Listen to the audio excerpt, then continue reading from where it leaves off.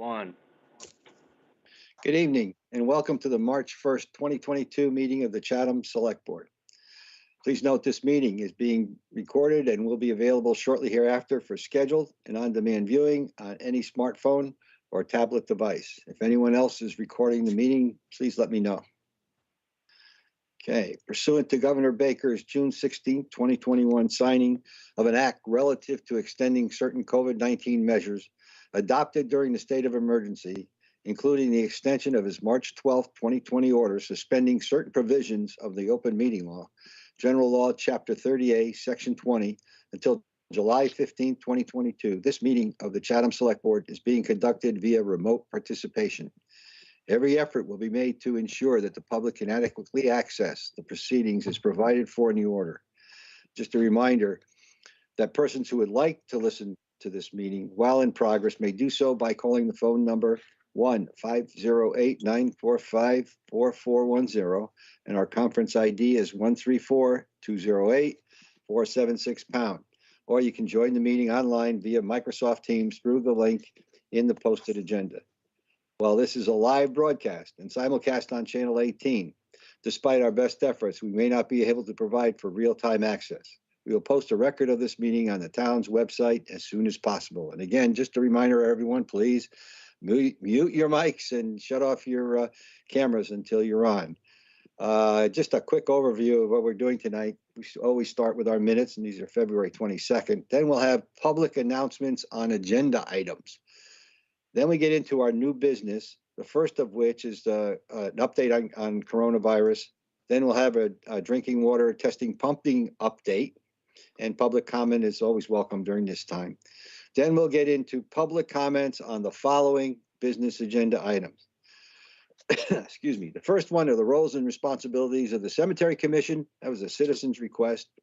Then we get into the continuing budget review process that we have, and this time we're looking at the review and transmittal of the FY 2023 operating and capital budgets to the Finance Committee.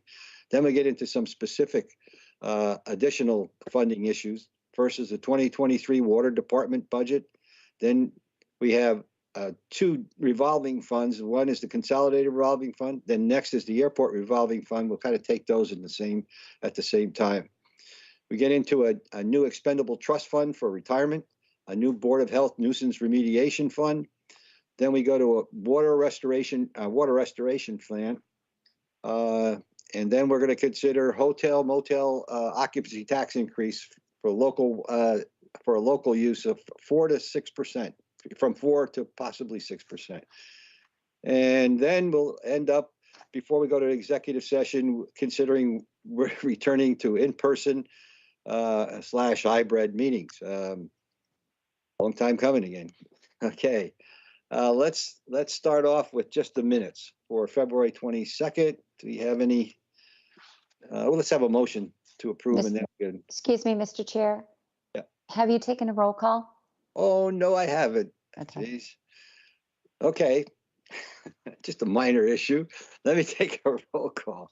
All right. We'll start with Vice Chair Shireen Davis. Present. Our clerk, Corey Metters. Present. Dean Nicastro. Present. And Select Member Jeffrey Dykins. Present. And the chair is present. And now let's go to our minutes on February 22nd. Move approval. We have a second? Second. Any changes, additions? Yeah, I didn't have any either. Okay, let's take a vote. Jeff? Aye. Dean? Aye. Corey? Abstain. Shireen? I wasn't here. I got it. Aye. And the chair says aye. We'll have next is our public announcements and agenda item requests. I know I have one from Corey. Any others from the board? Okay, Corey. Thank you, Peter. Just want to take a moment to remind people of our various openings, vacancies on our various boards, committees, and commissions. So if you bear with me a moment, I'm going to read down the list of what I believe is the most recent posting for our openings. So Cape Cod National Seashore Advisory Committee, 1. Committee for the Disabled, 1 regular, 1 associate. Conservation Commission, 1. Cultural Council, 1. Energy and Climate Action Committee, 1. Human Services Advisory Committee, 1. Independence Day Parade Committee, 2. Local State Building Code Board of Appeals, 4. North Beach Advisory Committee, 5. Open Space Committee, 1 alternate. Public Ceremonies Committee, 3. Railroad Museum Group, 1. Summer Residence Advisory Committee, 1 associate. Traffic Safety Committee, 1 regular, 1 alternate. Wastewater Intermunicipal Agreement Advisory Board, 1. Water and Sewer Advisory Committee, 1. We also have a Chatham Housing Authority to fill a unexpired term until the next town election. Members serve 3 years. So alternates and associates serve a 1-year term. So if you're interested, please considering filling out a talent form and serving the community. Speaking of the town elections, I also want to remind people that our town elections are stated for May 19th.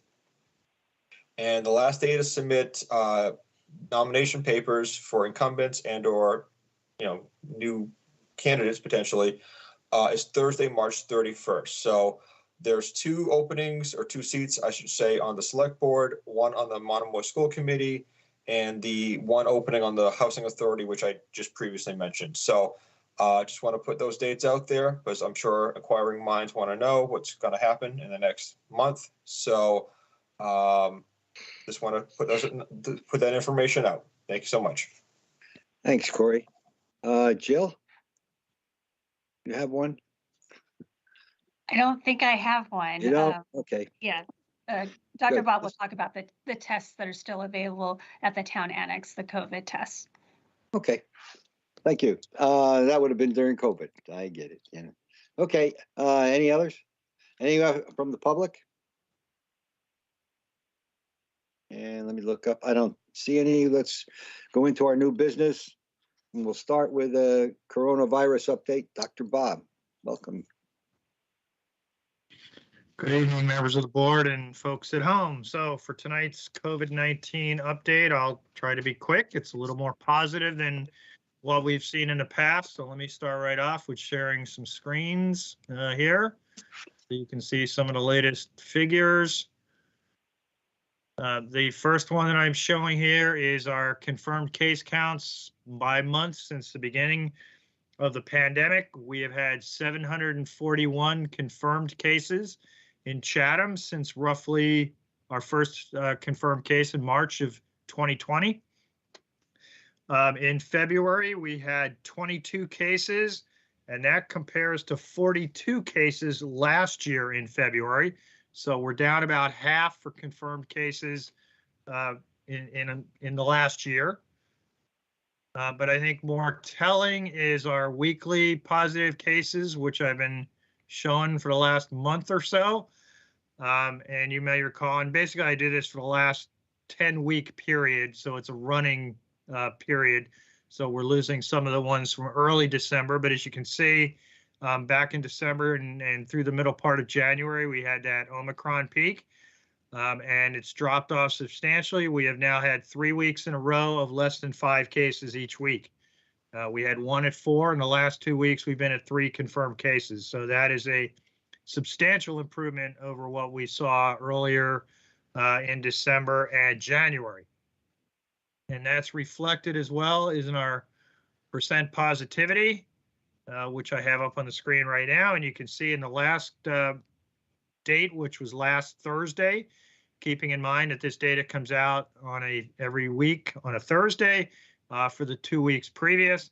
And you can see we drop below that somewhat magical line, if you will, of 5%. So anything above 5% usually means there is widespread community transmission. If it's less than 5%, it generally means there is not, and that's been borne out by some other data that I'll speak to in a minute.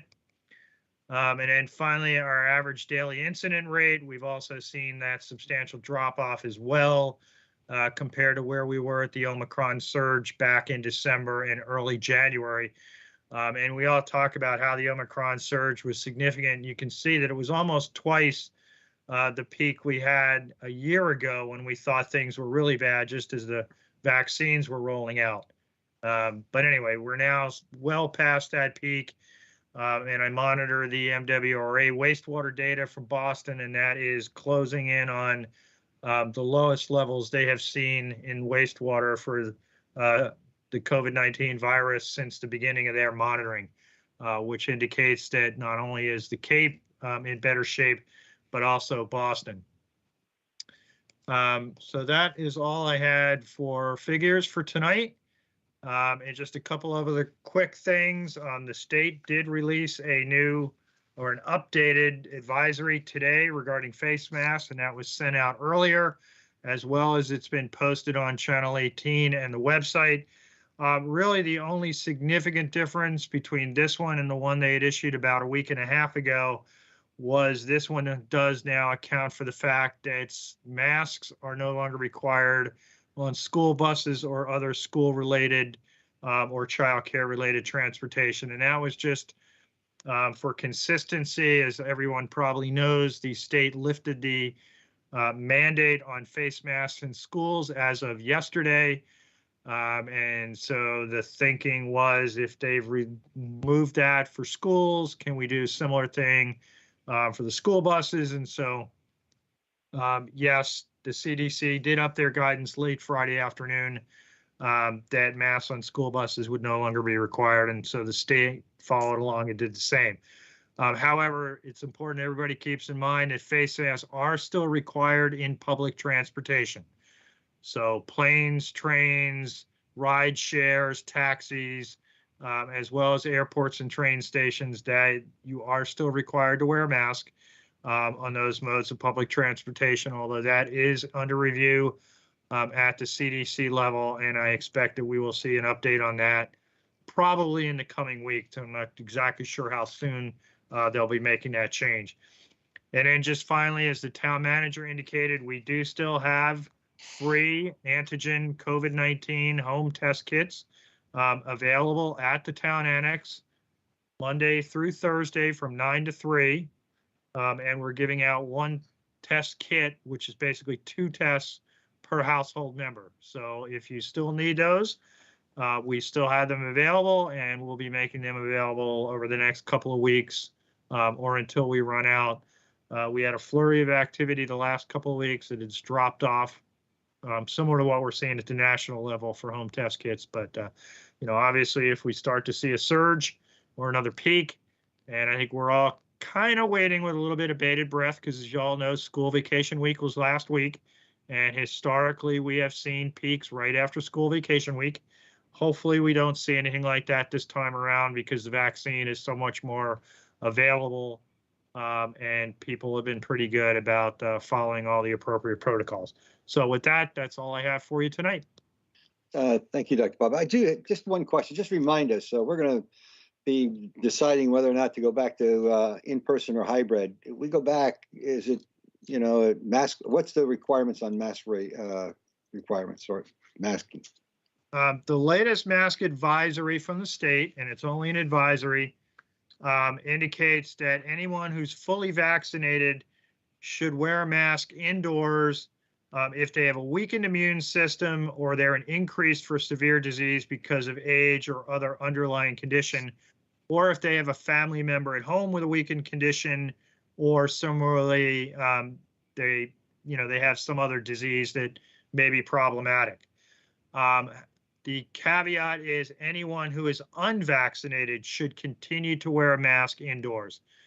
And as you probably recall, the Board of Health did revoke or rescind both of their indoor mask mandates a couple of weeks ago. So right now there is no mandate for wearing a mask in an indoor setting unless you're unvaccinated. And then, the advisories are, it's not a mandate. It's only advisory that if you're unvaccinated, you should continue to wear a mask indoors under any circumstances, as well as if you've recently tested positive and you've done your 5-day quarantine, you're supposed to continue to wear a mask for 5 days after that. So on the 10th day, you can stop wearing a mask. So those are really the only circumstances, either unvaccinated or recently COVID-19 positive, that somebody absolutely has to wear a mask. Okay, good. Thank you. Any other comments, questions from the board? Anything from the public? I don't see any, so thank you, Dr. Duncan. Okay. All right. Next on our agenda is our drinking water testing and pumping update. Tom Temple. Welcome, Tom. I saw you there. Good evening. Thank you, Mr. Chair, Select Board. Just a brief update. The pumpage for up to February 26 is 6.8% increase from the same time last year. We see a little bit higher numbers than we did last year. With the cold going from the higher temperatures to below zero, and then the storms we've had a few more service breaks than we normally do. So that kind of gives you an idea of where we are with the with the increase in water at this time. Well, 4 Indian Hill is being used approximately 4 hours a day, about 500 gallons per minute. Mass DEP has allowed or waived Chatham from having to sample well 4 quarterly due to the several months of results of non-detect, which is great for us. Next sampling for that well would be April 5th. With respect to well 5 and 8, we've completed the survey, the clearing and grubbing, the 4 borings that were called for that. They've also determined with the borings, the subsurface, it's predominantly loose, medium dense material. They encountered groundwater at approximately 13 feet. We also have Weston and Sampson has placed an order for the GAC vessel. They've chosen Calgon Carbon Corporation. We anticipate the delivery of this sometime in April, and we're hoping to have this online by May 22nd. We intend to use this well primarily just during the summertime months and probably take it offline in August or September, winterize it, and then draw it down. The other, and also check the carbon, of course, filters when we do that. With respect to well 11, 10 and 11, we had the 90% drawings delivered to the DPW for our review and comments. We held a meeting on the 11th of February with town staff and officials, and we went over the plans and tried to get together what we needed for additional comments for the engineer. They're taking all of our comments and putting it into the 100% drawings, which they'll be submitting back to us for our review. I do know that one of the big questions was the restroom at that facility. We haven't had to have a bathroom because it's a place where the workers go and do their testing and then they leave. So it's not something that's normally required.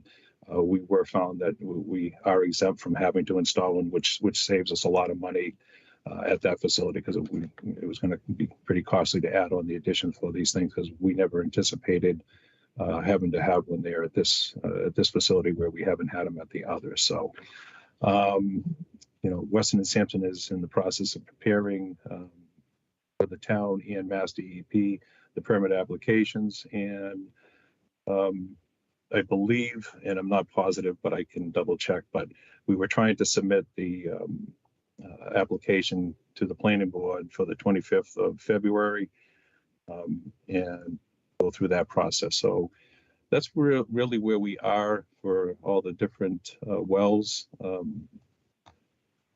Have any questions, I certainly can. The last comment I made and misunderstood, going to the planning board in March, March 25th of March.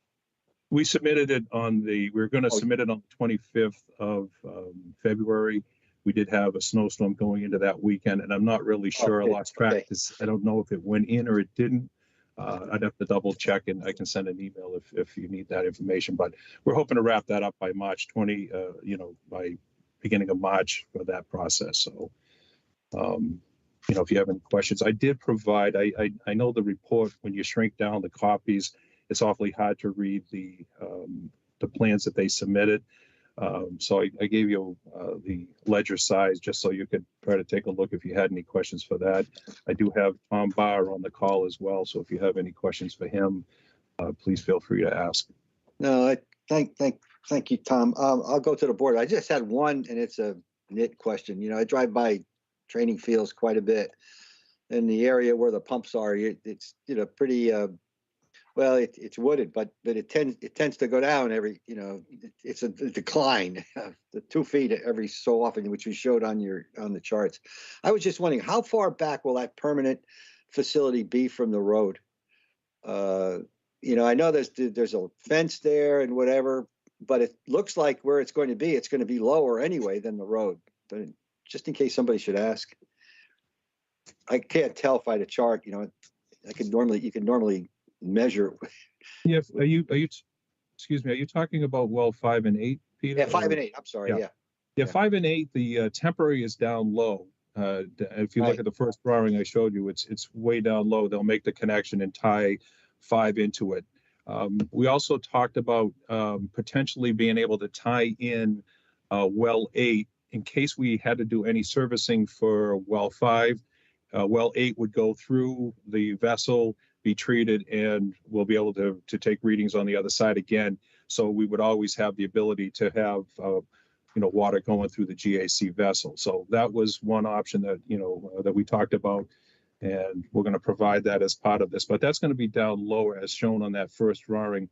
The actual upper section is going to be up near the road for the actual permanent treatment plant. But they did do some clearing for some of the borings that were done out there, and I do believe that Dr. Duncanson had mentioned at one point, where we're going to be up close to the road like that, we will go ahead and add additional trees and buffering to make sure that we do hide that as best we can once we get the construction in place and add the additional trees as part of that to add the screening that we're looking for. Okay. Yeah. Thanks. Anything from the board? Anything else? Any questions from the public? I don't see any hands up. Thanks, Tom. You're welcome. Thank you. Thank you. Okay, next up on our agenda is public comments on our business agenda. And do I have any hands up? No, I don't see any. So let's move ahead. Excuse me. First up on the agenda is the roles and responsibilities of the Cemetery Commission. Hang on a second. And this is a citizen's petition, and in the package, I also that we have the roles and duties of the cemetery commissions, which are outlined by Mass General Law, Chapter 114, Section. Well, actually, the specific one for us is, I guess, Section 27. It includes that, and I think Judy Patterson is on. It Yes, was her Peter, request. Hi, Judy. Go ahead. I'll let you. Hi, thank you very much.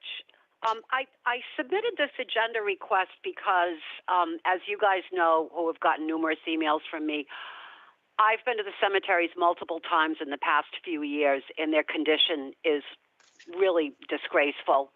I think that if taxpayers are paying for care in perpetuity, that we need to do a little bit better job than what's being done. And I started asking around about, what the Cemetery Commission perceived their roles and responsibilities, and no one ever got back to me. And I think for a taxpayer-funded stipend, which some of these people receive, that there should be a job description. So I was wondering tonight if perhaps they had given some thought to this, and how often are they going to go check the cemeteries? And with the packet that I had received from the town, it says that they one of the commissioners shall, under the supervision and control of the selectmen, maintain the public cemeteries in the town, and shall, with the approval of the selectmen, appoint such employees as are necessary to maintain the cemeteries. So I hope tonight this will give us some perspective as to where the Cemetery Commission will go with this. Okay, thank you, Judy. Thank you very much. I appreciate it. See, I know David Whitcomb is on and so is Bill Bystrom. So David, if you'd like, or Bill. Thank you, Mr. Chairman. David Whitcomb. Good evening, everyone. Let's see. The statute that Ms. Patterson referred to is correct, that it's our responsibility to let the Board of Selectmen know what we need to run the cemeteries and to further that cause. Backing up a little bit, the Cemetery Commission was chaired and mostly run by George Goodspeed Jr. for the better part of the last 30 years. And anyone that knows George knows that he has his own way of doing things, and we were sort of supporting him in that cause. Recently, George, last March, developed an illness and has been in Liberty Commons since April. So we've been sort of without a leader. Plus, we did not meet because of COVID. Our last meeting was in February of 2020, I believe it was. And our first meeting was September 2nd, this following September 2022. So let's see, and it's all about a transition. We've been in a big transition. Town-wise, the Park and Rec would oversee the cemeteries and the cemetery commissioners. That was changed to the DPW about a year ago with Tom Temple taking the lead. So as part of that transition, we had an office downstairs and a conference room downstairs in the DPW building. But with with COVID, with us not meeting, we were moved up to the second floor of the DPW building, and we lost that conference room. So in that interim, we did not meet, and we had requested to meet online like you guys are doing tonight, but because of one thing or another, that didn't happen. So there was quite a hiatus, quite a time when we weren't able to meet, and I think we weren't able to do as good a job as we can and will. So, and I'm hopping around a bit because I'm trying to be as clear as I can. So the question I think that was just asked was what we're planning to do. And as the select board knows, and as anybody that has attended our meetings or looked at our meetings online knows, that we made the decision to try to bring the maintenance in-house. We have contracted out for the past 3 years to this one entity, and I think they've done a good job, but not as good as I think our own people can do. And having our own people year round, I think, is a very valuable asset in trying to maintain these cemeteries as much as we all do. So you guys have talked about it. They're talking about hiring 3 additional people for the DPW, and they would be 50% or 60% or something for the cemeteries, and then they would go and do other DPW jobs the rest of the year. Also, one of the biggest holes that we had over the past year was that our administrative assistant, who is on the meeting tonight, Dee Schippelhoot, resigned in May, and we went out, the town went out to bid for that position, and we got no response. We got no response because I believe it was a 15 to 19-hour position at a salary that wasn't really attractive to many people. So we went without an administrative assistant from May to January. That's a key time when a lot needs to be done in the cemetery, maintenance as well as dealing with the public as far as their lots are concerned. So Dan Tobin decided he was going to resign or retire at the end of January, and we had found no one. So Dan and I reached out to Dee, who was living in Western Massachusetts, and said, is there any chance that you could come back at least part-time and fill this void that we're going to have? And thankfully, Dee was able to do that. She said she'd come back, and not only come back for a week or two, but she would retake her position back for the time being to help us out. So since the second week in January, we've had an administrative assistant. And while catching up with all the things that weren't done during her absence, she's now plugged into the community. And maybe if you'd like to hear what she does, she's online and we can talk to her later. But without an administrative assistant, the commissioners are really handicapped in what they can do, because everything comes through the administrative assistant, and then she lets us know what's going on in there and we can take care of it. But basically, other than trying to get the manpower, which we've asked you and you've supported this year, there's all kinds of little things that the commissioners go and do out there, and not that we've done everything, but and not that we can't do better, but I really feel comfortable that moving ahead it's going to be much better. Now, one of the other absences, and again I'm moving around, is we only had 2 commissioners after George's position. George did not want to. George did want to continue, but when Dan Tobin and I visited him in Liberty Commons, and as much as we wanted him to continue, it was clear that he was going to be in Liberty Commons and was not going to be able. So then we went out to you, and you had several interviews, and you had two, I guess, very viable candidates, and you did appoint Bill Bystrom before our September 2nd meeting where he was appointed. So we began to have a full commission at that time, and we meet every month, once a month. We have our own television program, as do you. And we meet, usually it's the second or third Thursday of the month.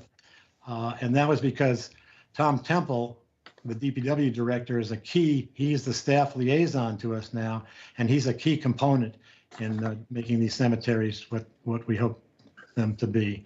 And that Thursday was a good day for him. So we've met September, 2 meetings in September, October, November, December, January, and February. And our March meeting is scheduled for, I think it's March 21st. So I'd be happy to answer any questions. Bill Bystrom might want to, I see his hands up, he might want to weigh in. And yes, this is Judy again. I'd like to speak as well. Let me go to Bill first, and then I'll come back to you. Okay, Judy? Sure, thank you. All right, go ahead, Bill. Hi, thank you very much for initiating this discussion, Judy. I think it's really important that we bring the cemetery to the forefront of the public's eye. I know in the past it's been sort of something that's been left out, and this is reflected a lot in the amount of the money that was given to the cemetery. The cemetery in the past has operated on 1/3 of 1% of the total budget of the town. And basically what has happened is it's been private contractors that have handled the cemeteries. And as you know, Chatham has 15 cemeteries, about 45 acres of cemetery land. 4 of those are active cemeteries currently: Seaside, People, Union, and South Chatham. And that's a lot of territory for any group of people that are contracted in to handle, especially if you start reading the contracts that were given out, and they were for 7 mowings of all the cemeteries that are actually in service.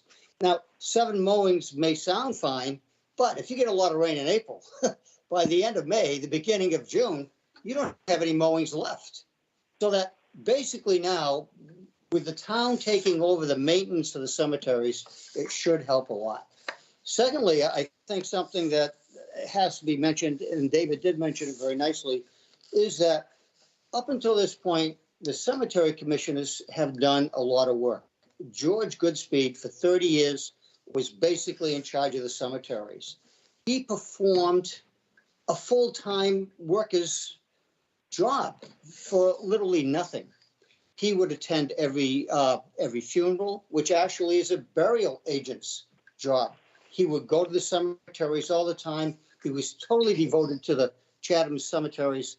And for this, the town of Chatham owes George Goodspeed a great deal of thanks. And David Wickham and Stephen Hart also have worked very hard in this. You want to know what the cemetery commissioners do? Well, this is what I have found since I've been on the cemetery commission since September. Number one, it's a lot of learning experience. If you have 45 acres of land and 15 cemeteries, there's a lot to know. Number two, the cemetery commission has revised the rules and the regulations for the cemeteries in Chatham and approved those. Number three, I sold lots. Number four, we visited the cemeteries, or I visited the cemeteries. I know David and Steve also go to the cemeteries, see what conditions they're in. And I've actually cleaned up a bit at some of the various cemeteries, as I know David's done a lot more than I have in that, and Steve has also.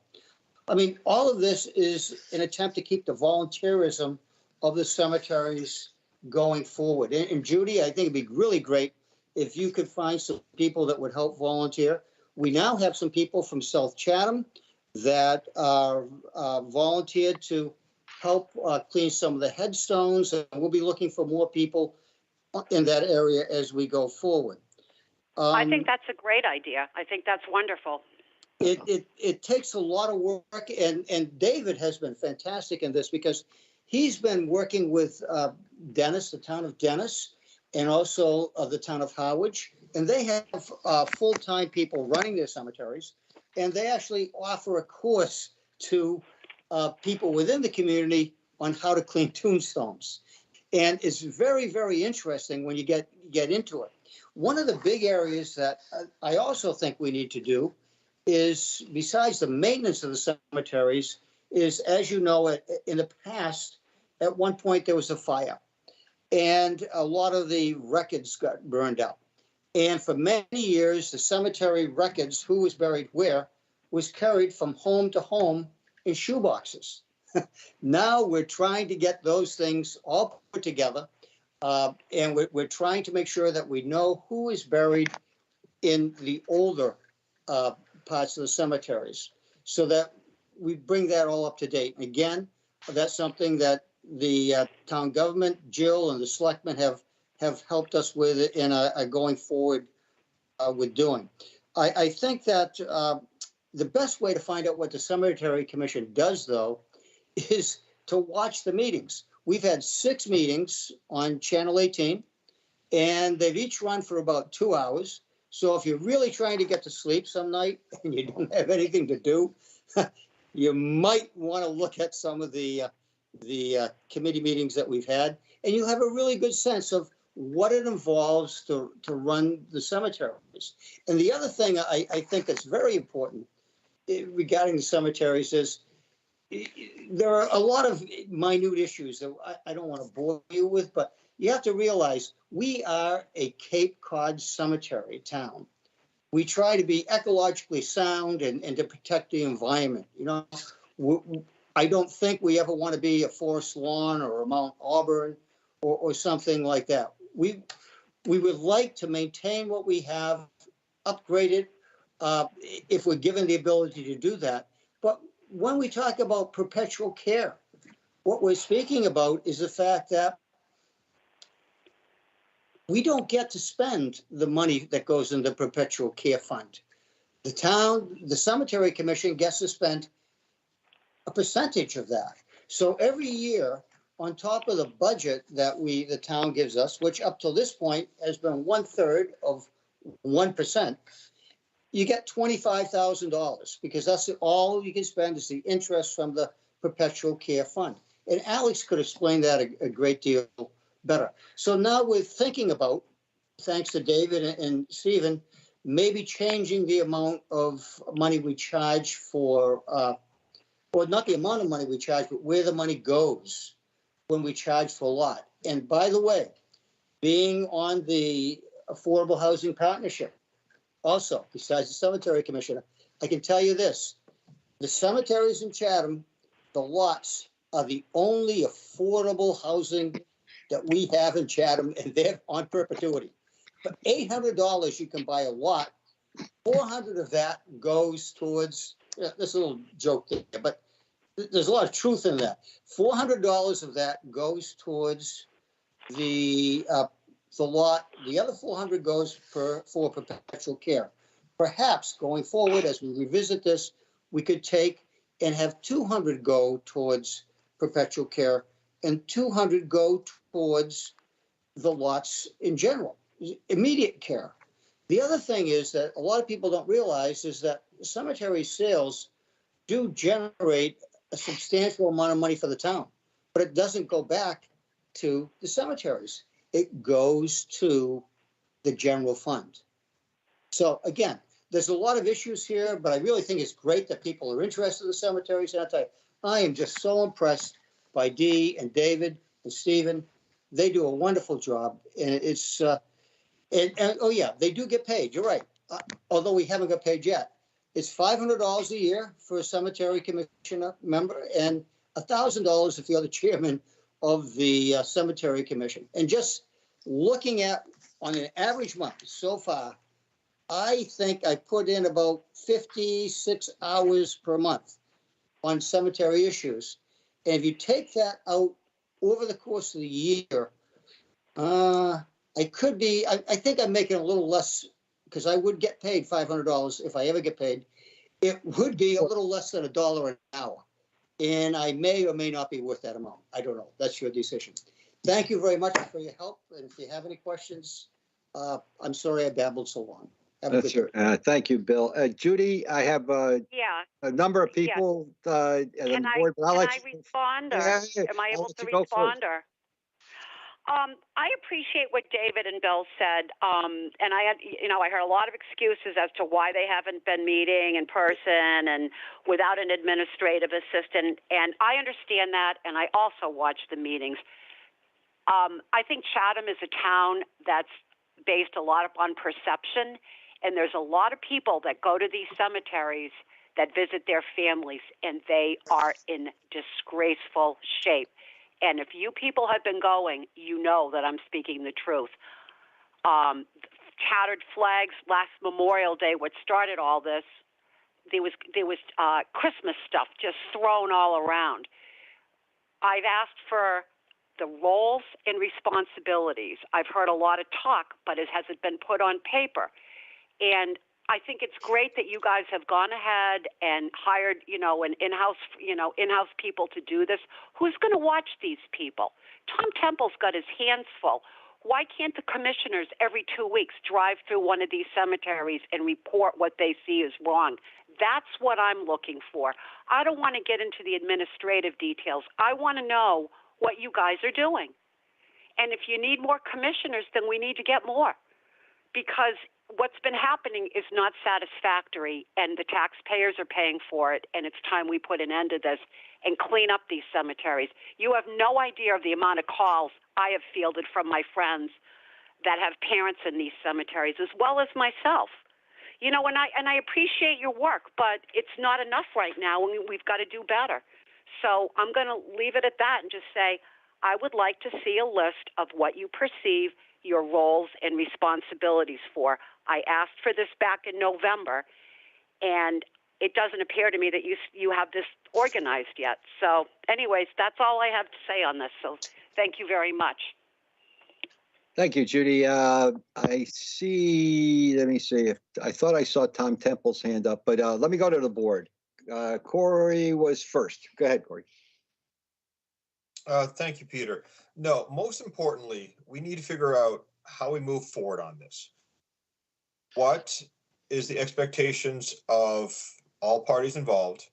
What resources we have, and how do we achieve those goals that we're going to set forth? That's what's most important, how to move forward on this. I just want to take a moment and just put a little tie-in. Something that I picked up on our future select board agenda items.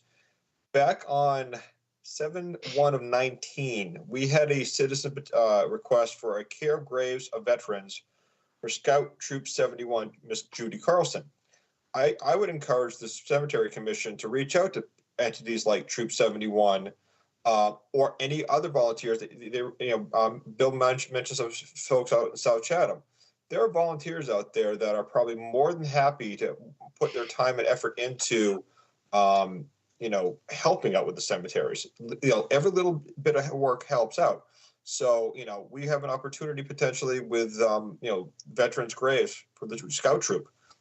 I'd follow up on that. I think they'd be a great asset. There's others out there, and I think between volunteers and a change in policy of how we tackle some of the maintenance, I think we can head in the right direction and be more successful in how we want to reach the standards of our cemeteries. So I would just encourage that we reach out for communication with the public, and because I truly feel folks out there would be more than willing to help a hand to achieve these goals. So those are my thoughts at the moment. Thank you.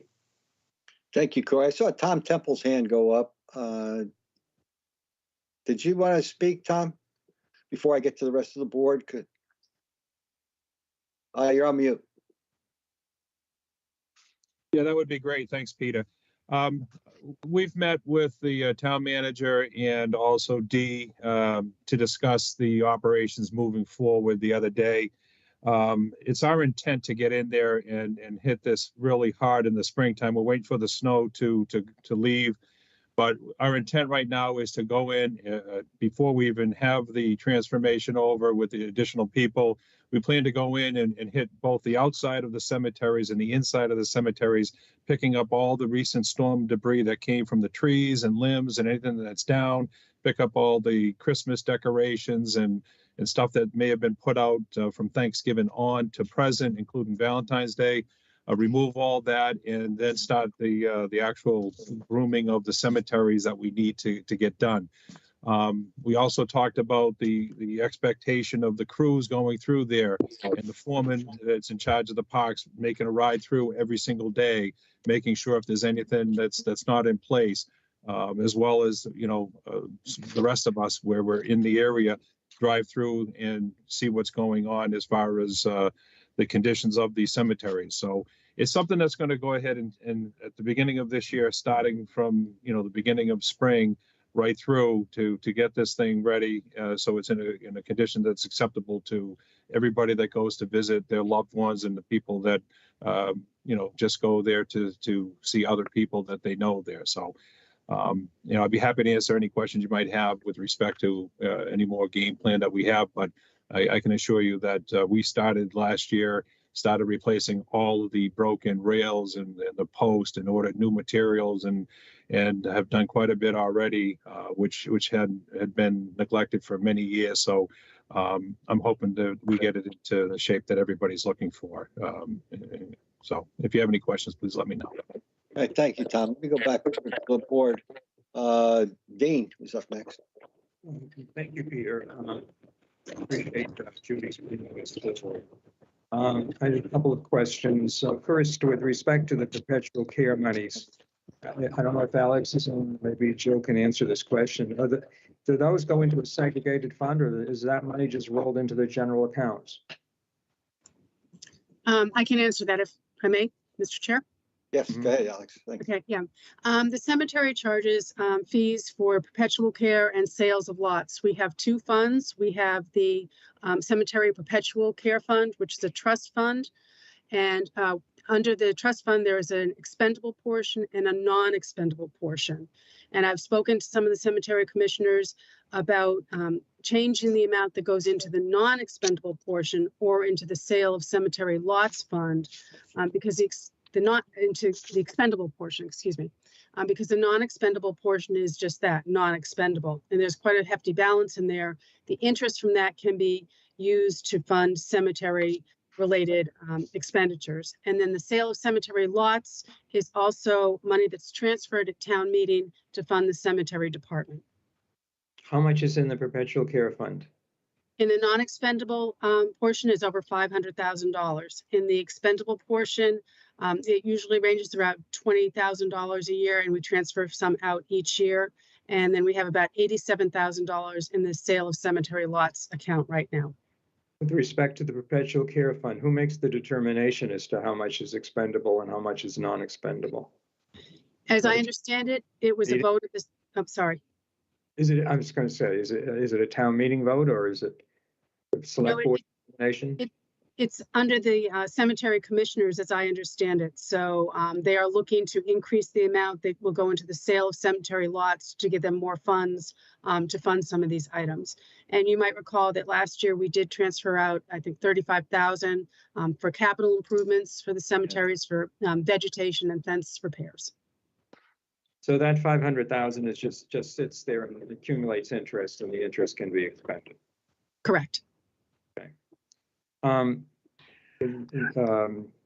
David mentioned the organization, I think like David or Bill, I can't remember which, mentioned the records that need to be reorganized. And I've had a conversation with Jill about this. So is it the expectation that Dee is going to be involved in that particular project, and what's the time frame for completing that, so that we know we have good records and who's buried where? And I understand right now, in a lot of cases, we don't have great records, because I've spoken with David about that. Who can answer that question? Jill, did you want to tackle that?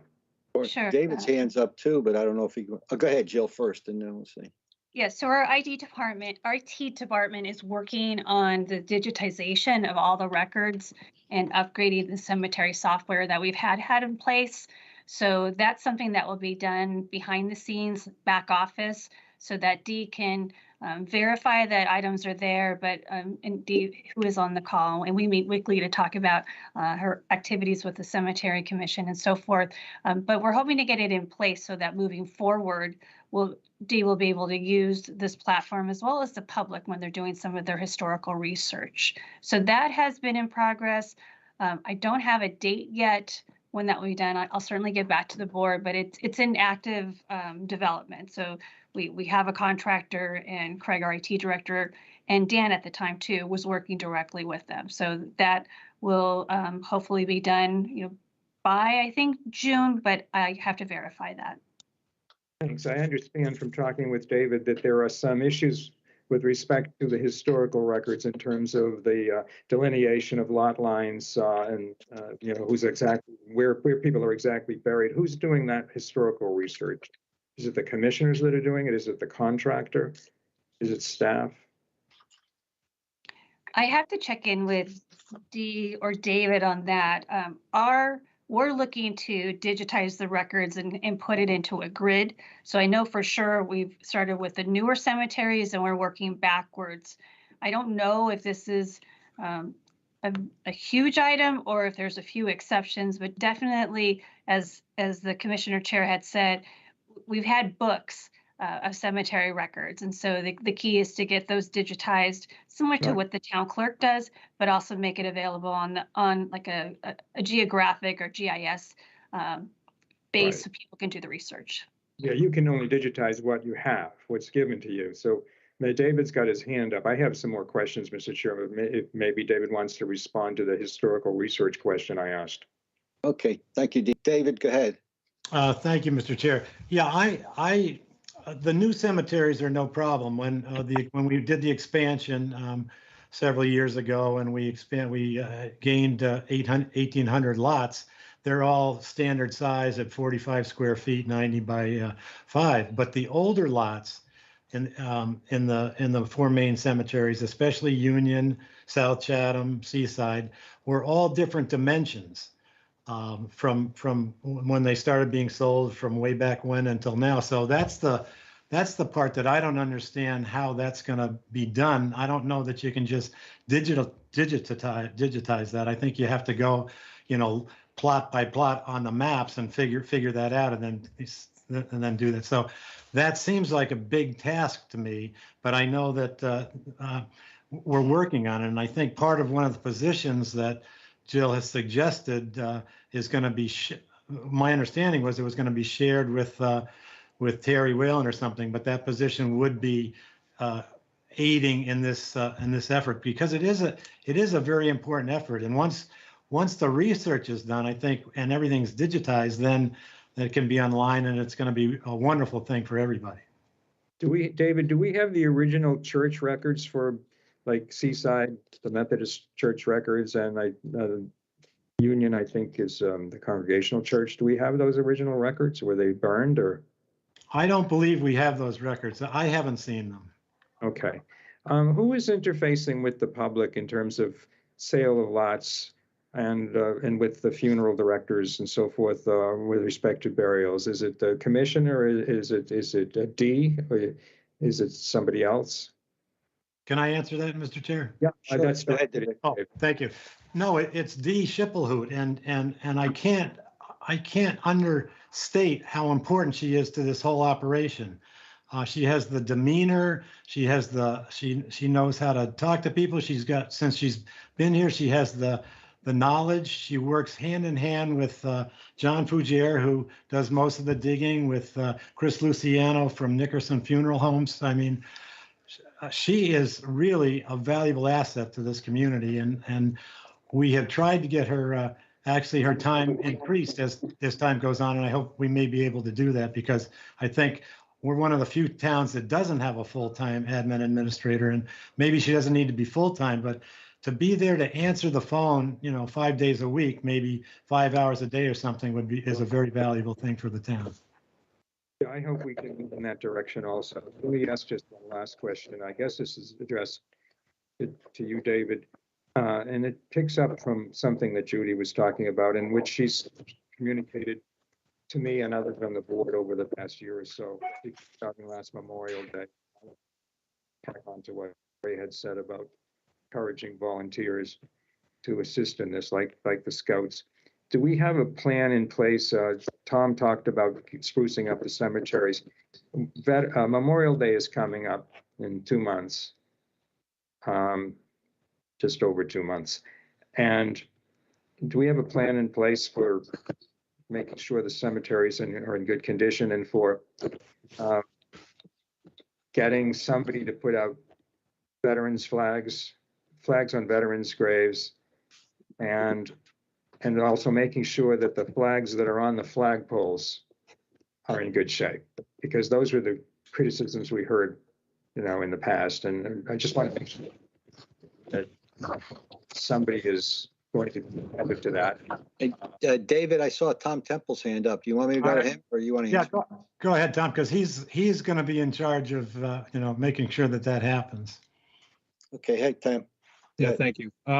With respect to the flags, the way we're handling the flags moving forward is that anytime that we have storms that are over 45 miles per hour that are anticipated, they're going to be taking down all the flags throughout the community, so we can save on the flags and not have the wear and tear that happens when we get 60, 70 mile an hour gust on these bigger storms. So they'll be removed and replaced immediately before and after the storms. With respect to the small flags that are placed at the graveside, it's my understanding that the only time that they put out the flags is on Veterans Day.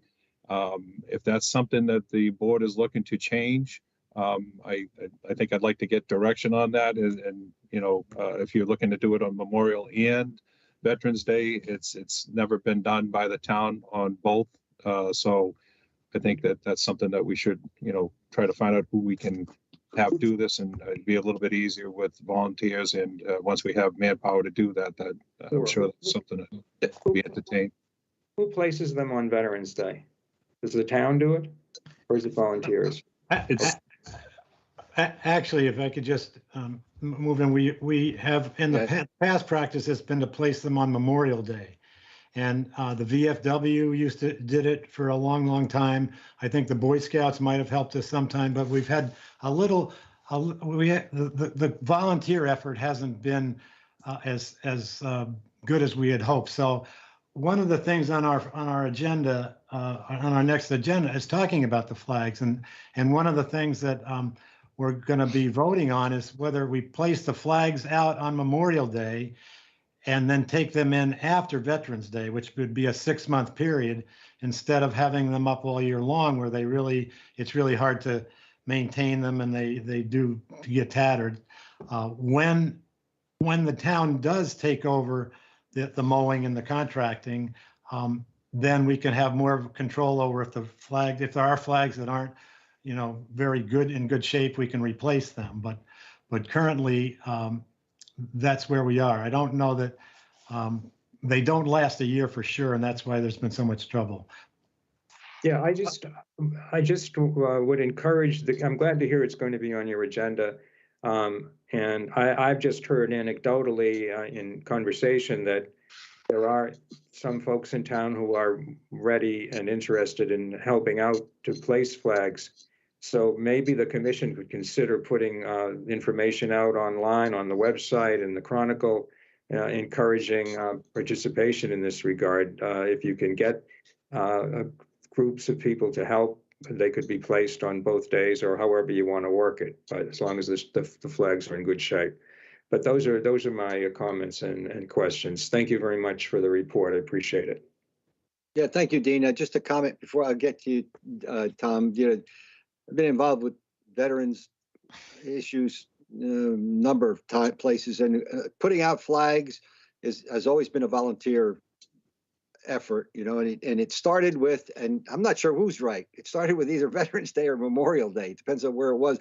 That it was kind of a way to recognize veterans, and in most places now are going to Memorial Day and Veterans Day. And I'll tell you, in most places that I've been involved with, you don't leave things out for a year. If you look at the National Cemetery here, in Massachusetts. We put wreaths out, and that's done at in Arlington. The wreaths are out, but that's all volunteer, and that's all provided for by volunteers. But that's right, wrong, or whatever. It's kind of nice that it's done by volunteers, at least in my opinion. So I think putting it on the agenda, working towards doing something like that is, I think, is important, and it doesn't stop there, like you said. It's taking care of the cemetery, because it is important to the community, to the people that are there. Tom, you put your hand up again. You want to speak, or? Yeah, I do want to say that we did talk about this in our recent meeting the other day with Dee and Jill regarding the quality of flags that they've purchased in the past.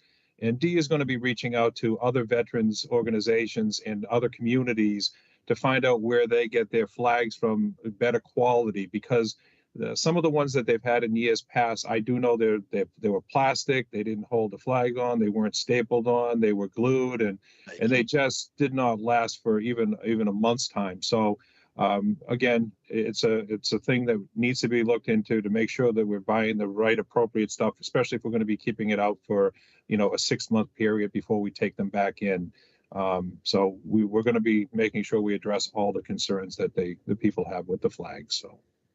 Thank you, Tom. I have, let's see. Let me finish. I have Jeff and Shireen. Your hand was up, and you want to still, and now you go after Jeff. If that's okay. If you're still. No, I'm fine. I'm fine. Everybody's saying.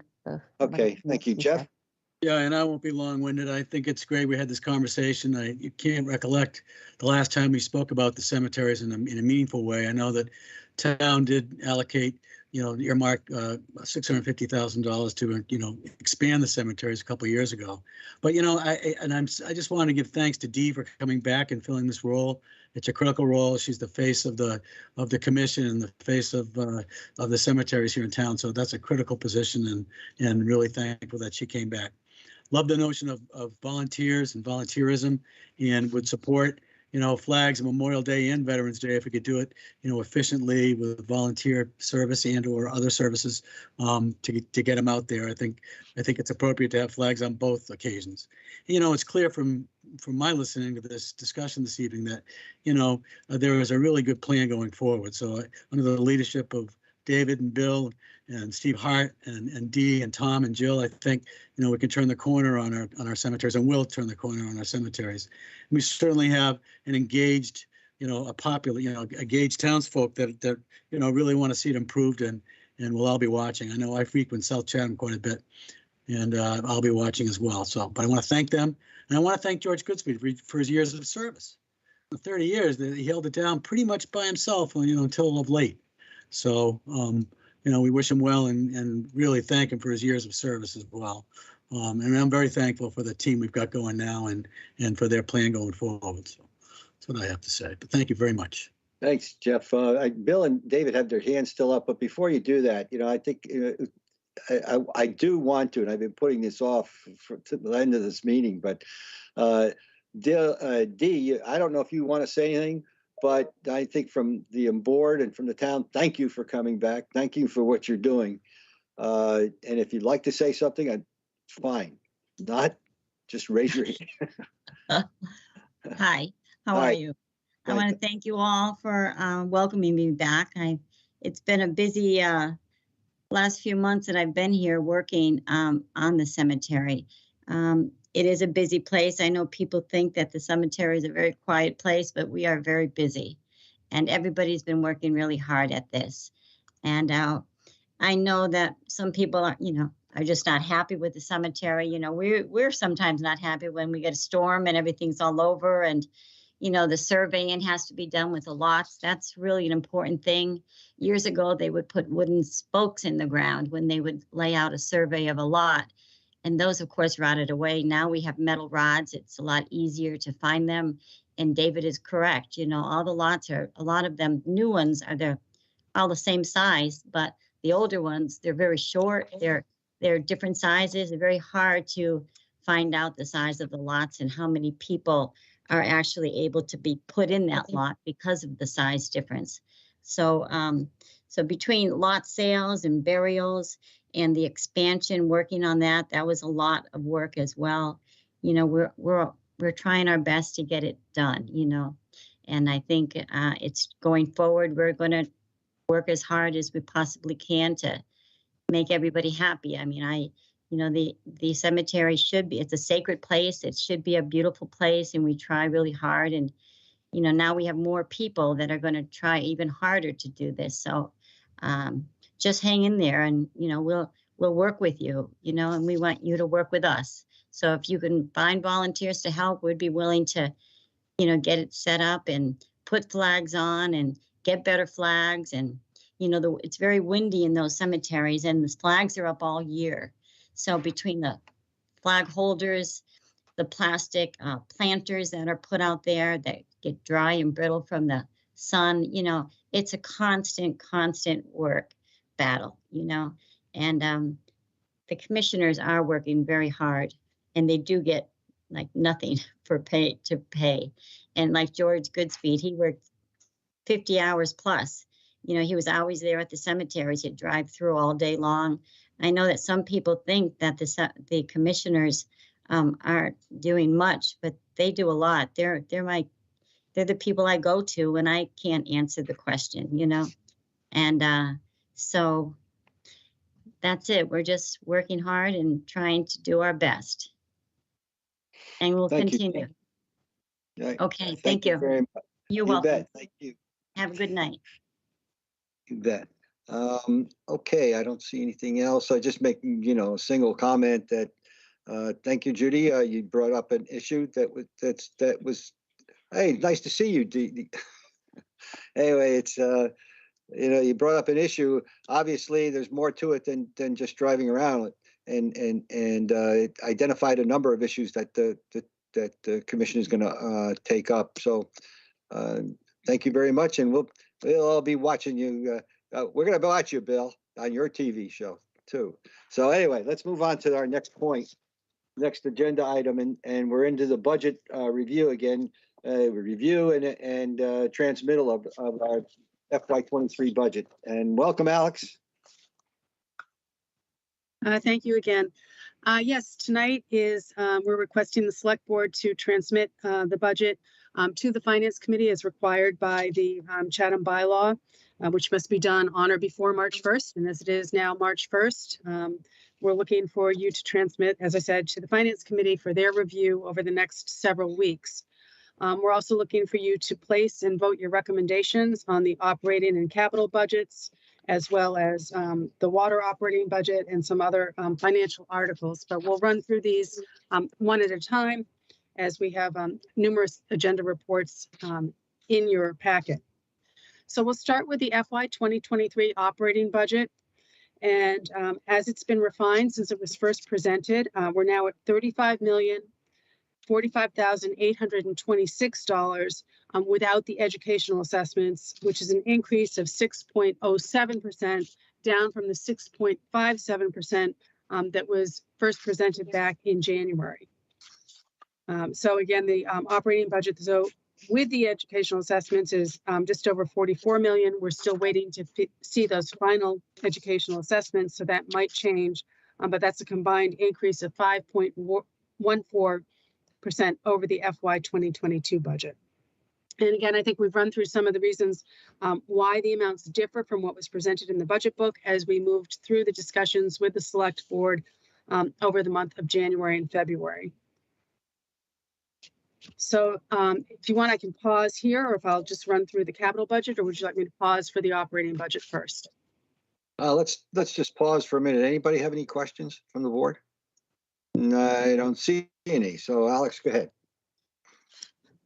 The capital plan, and this is an item for discussion tonight, because it's now being recommended at an amount of $556,600, or 7.3% over the operating budget. And that's an increase from what you had seen when presented, and then as we had updated it as well.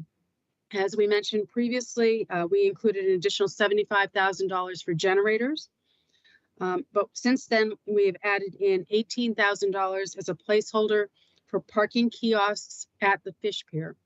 This had been requested by the Harbor Masters Department in the original budget. The town manager and I felt that this was a larger discussion for parking around town. However, with some of the paid parking decisions being discussed at staff level and making a recommendation to the board, we thought it was prudent to put it back in the capital budget should the board give us direction to move forward with paid parking at the fish pier. This way there's a placeholder. It will not go forward without the board's blessing, but we wanted to make sure that there was funding available. And then another item that we have just added back in, and this is the more controversial one, in the fact that this was presented to the Community Preservation Committee just the other day. And on February 25th, the CPC voted not to recommend $72,500 for the replacement of the artificial grass tees on the 7th and 9th tees at Seaside Links. As you might know, the 7th and 9th tee, it's a combined tee. It's the one right on Chatham Bars Ave, right by the road there, and it's in need of replacement. This would expand that tee area, replace it with natural turf. However, the CPC thought that this was a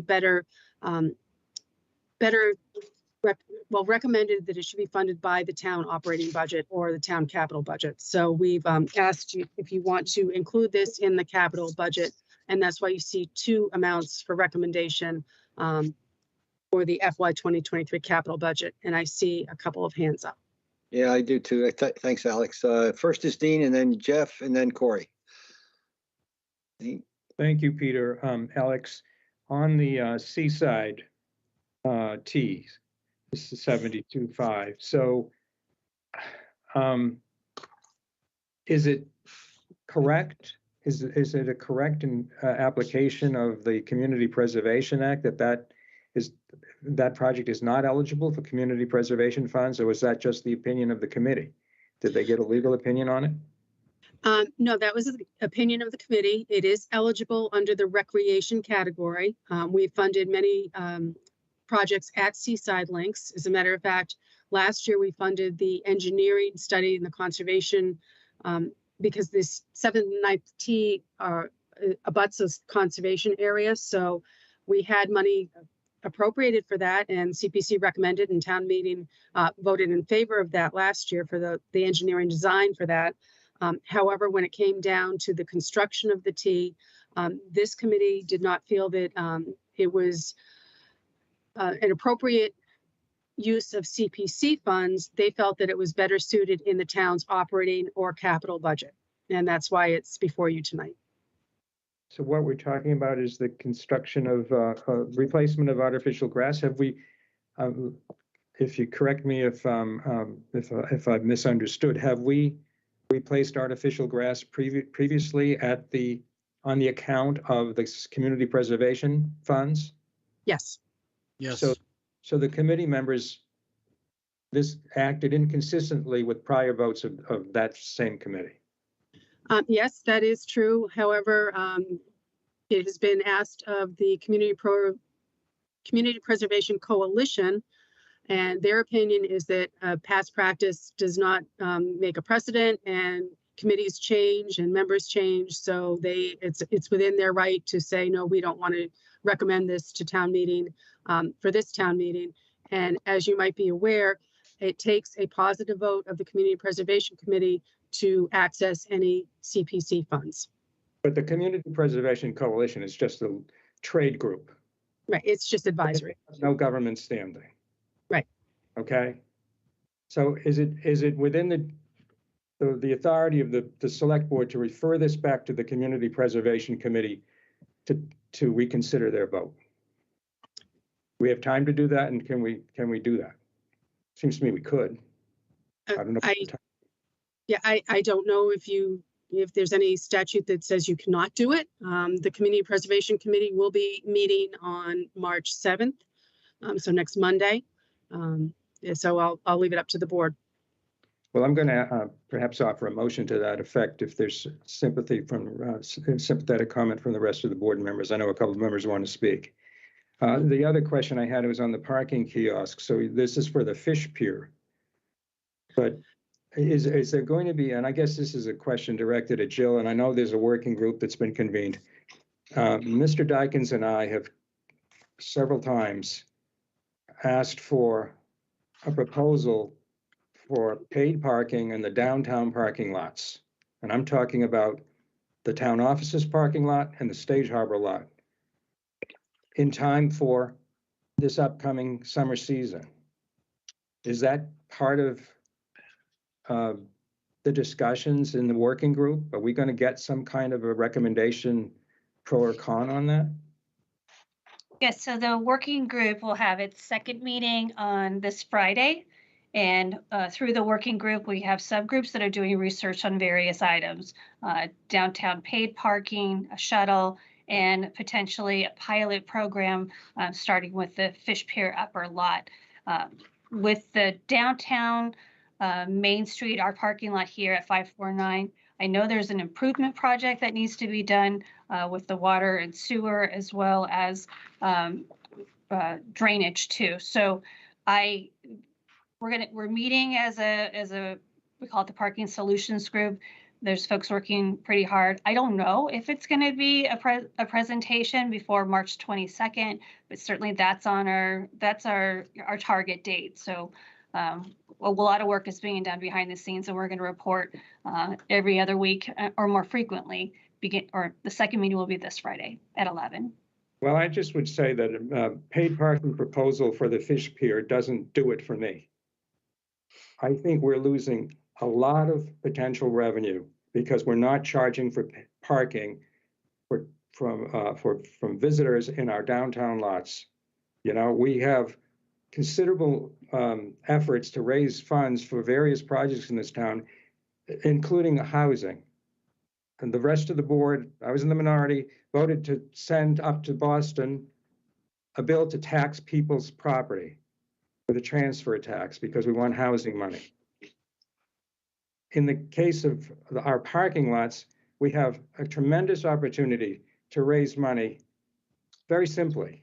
And I just, it confounds me. I think we may be we're certainly one of the few, we may be the only destination community in Massachusetts that provides free parking, except for the Eldridge lot for our visitors. I just think we're losing a real opportunity on that. I hope that you'll convey, my thoughts to the working group, because that's how I feel about it. But thank you very much. Thanks, Jill. Thank you, Alex. Let's see. I had Jeff, just a comment on the CPC. CPC had a lot more requirements than they had funding. So they didn't say they did it because of a funding issue. They said they did it because they thought it was more appropriate for the town to put it in the capital budget. Is that correct? Okay. Correct. All right, Jeff. Okay, I guess I got quite a bit to say. Apologize in advance. I haven't seen the CPC conversation. I'd really like to hear what their logic was. They have funded very similar asks in the past.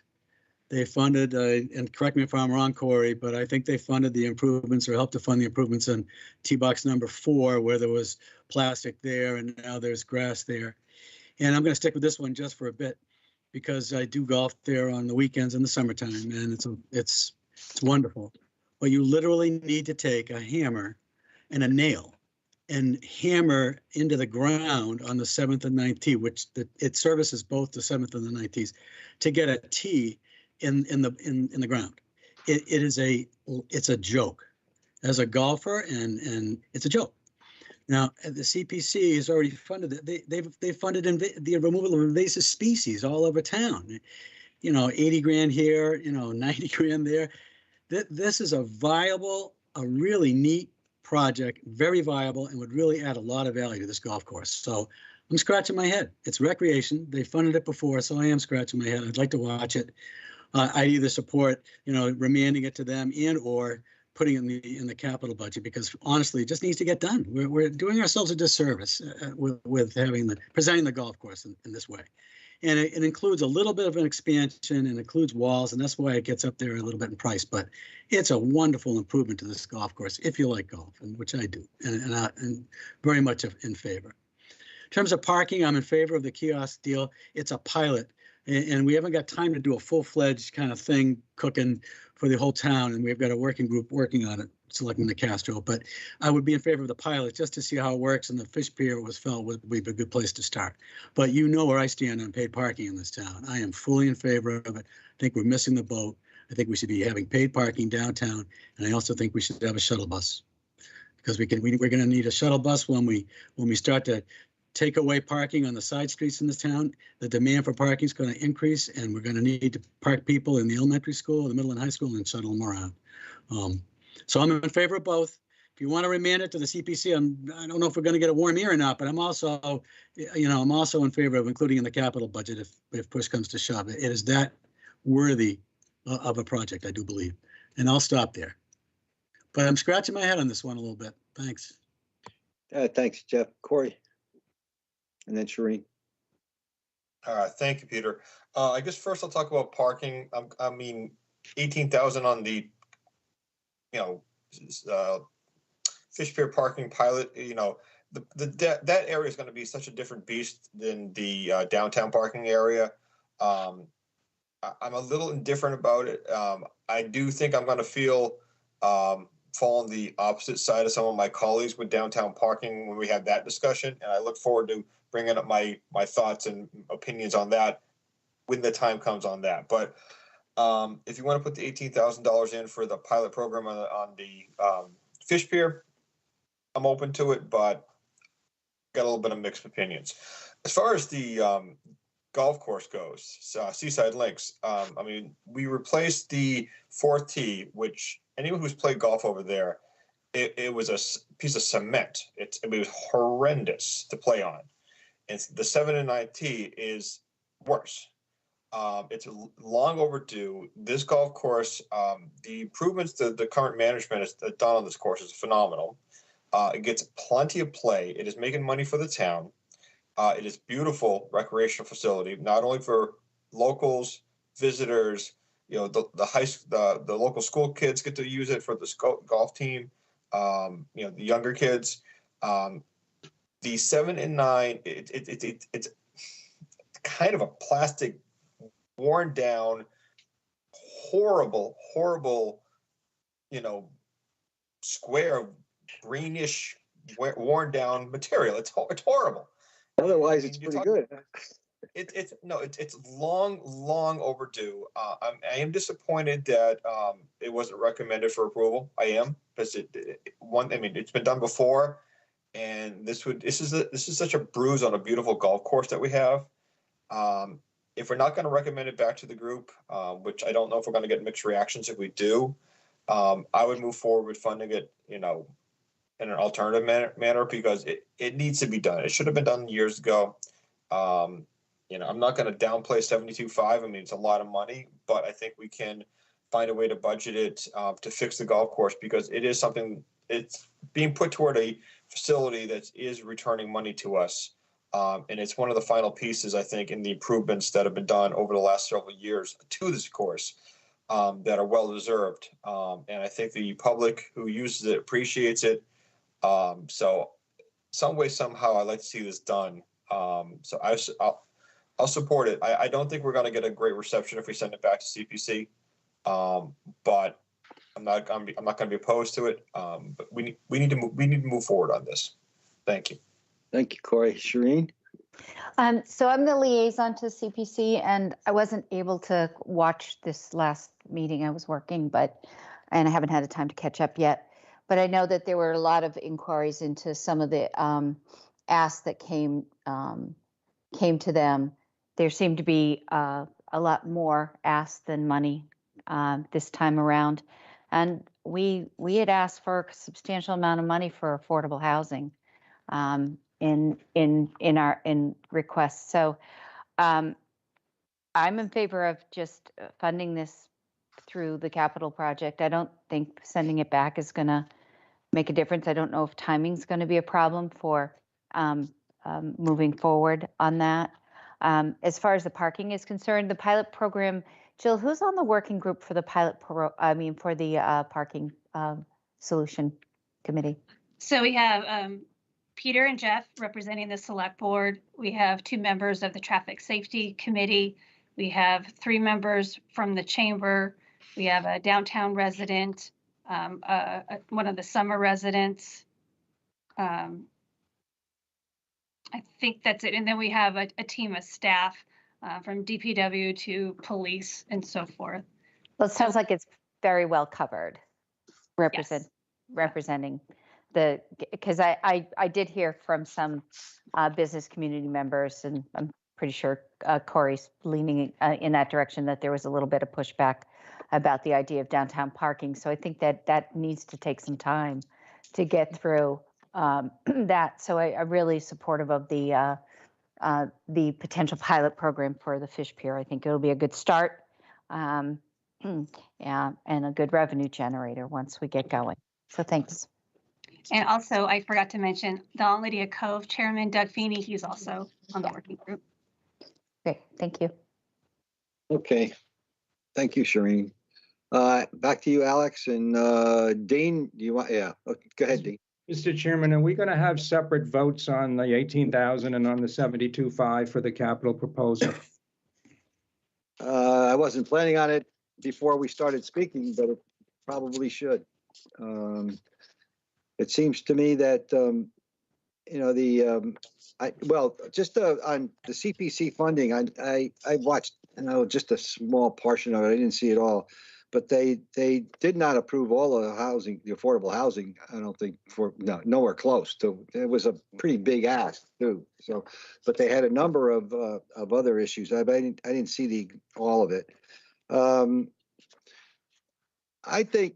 Jeff, go ahead. No, I'd like to move them both. I'd like to move the capital budget, including 18,000 for the kiosk and 72.5 for the repair and the reparation, I should say, remediation of those 2 tee boxes. They're an abomination. So I moved it. That's a motion. Is there a sense of the board? You want to send it back to CPC? No. I know Dean has. Corey, I'm seeing head shake. Dean, any comments? I see your hand still up. Good. Well, I'm not going to vote against the entire capital budget, but frankly, I think a message should be sent to CPC, and I'm not in favor of spending the 72.5 out of the general tax revenues, since we have a community preservation money that is tax money.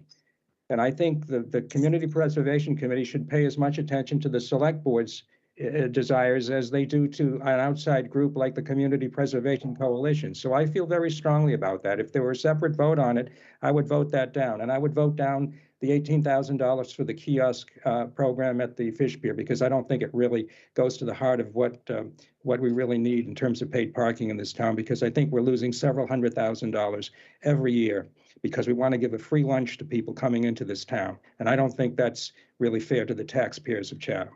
Thank you. But if we're going to, the motion on the table is to vote the entire capital budget, so I'll support that. Thank you. Alex, go ahead.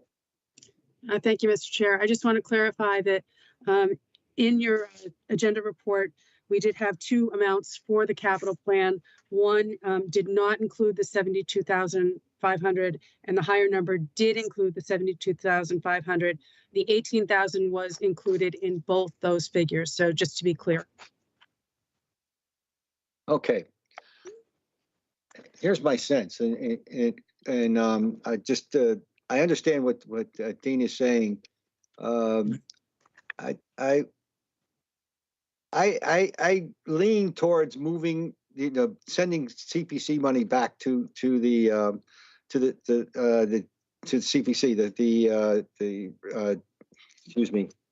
the golf course, the 7th and 8th and 7th and 19th. Here's the one question I have. If we do that, is there going to be time to then put it back into our budget, or can we leave it in our budget to move ahead with it? Because first of all, yeah, it's a recreational facility. It brings back a lot of funds to the town, and it's I see it as a CPC requirement. But I'm not sitting on that committee to see all the requests they have. So, that's why I asked the question. They didn't say it was a problem with money. They said all of a sudden it became a problem that they didn't think it was appropriate funding, which I think is to me that's not. I go against that kind of tradition that we've had and what the CPC has spent money on. I think if you look at a golf course, you immediately think, oh, geez, that has nothing to do. It's just a golf course. Well, it's more than that. It's part of income for this town, and it's also part of their like Corey mentioned. There's a lot of things that also go towards it. But anyway, Alex, go ahead. You have your hand up, and then Corey. Yeah, I think the CPC, it was not a matter of the amount of funds that were available, and they are still waiting to take a vote on the amount to transfer into the Affordable Housing Trust Fund. There were some other applications that are not being put forward for different reasons, but we will talk about those at a later date. I'm not sure if you could vote the higher amount, and then if the CPC does decide to fund it, revisit the capital vote at a lesser amount. We could remove that from the capital budget. That would probably be my recommendation. That way, at least we get the vote in there and you get through this. And if it has to come back, if the CPC does vote to recommend a separate article to town meeting for the 72,500, we could reduce the capital amount, the capital budget by that amount. Okay, let's see. I had Corey, your hand's up. Yeah. Okay, just some thoughts. Maybe I'm not thinking as clearly as I should be, but I'm going to throw these thoughts out there. First of all, we send it back to CPC. That 72.5 is going to get pulled away from another project. We don't know which one it could be, whatever. Could be affordable housing. And I'm not downplaying 72.5. It's a lot of money. I think the CPC could very well philosophically support this. Whether it fits into their queue with all the requests this year, that's up for debate. I think for 72.5, we can absorb it. I would pay it in the hopes that we are going to get a better return on some of the funding for affordable housing or some of the other projects. CPC has funded other areas of this golf course over the years. For example, the fourth or tee box. So I'm in a spirit of trying to work together for the end results of the town. This is not one I want to push. I would we rather put into our regular capital budget. Spend the 72.5. It is taxpayer money, regardless. It is that we all recognize. But we're gonna get a return for this. It's into the golf course. It's generating money. It's getting a lot of play. It's positive recreation. I understand philosophically going back to them and say like, no, I think we really want this, but for something, and I want to stress, 72.5 is not a low amount, but I think in the budget of municipalities, I think we can absorb this one. Let's get it done. Let's move it forward. Let's not play around with it. We know we'll budget it, move it forward, get it done, and keep moving forward with CPC money on affordable housing and all the other aspects forward. So I'm not in favor of sending it back. Okay. Anyone else? Okay, I let's, agree with Corey. And I do as well. all right, let's move ahead with our, I kind of agree with you too, Corey. And I understand where Dean is coming from. I do too. Yep. Let's move ahead with a vote. I need a vote to transmit the We proposal. didn't have a second on the motion. I didn't even hear it. Did I miss the motion? Yeah, I Yeah. made the motion a while ago, Pete. Oh, okay, thank you. I moved it a And while I need a second.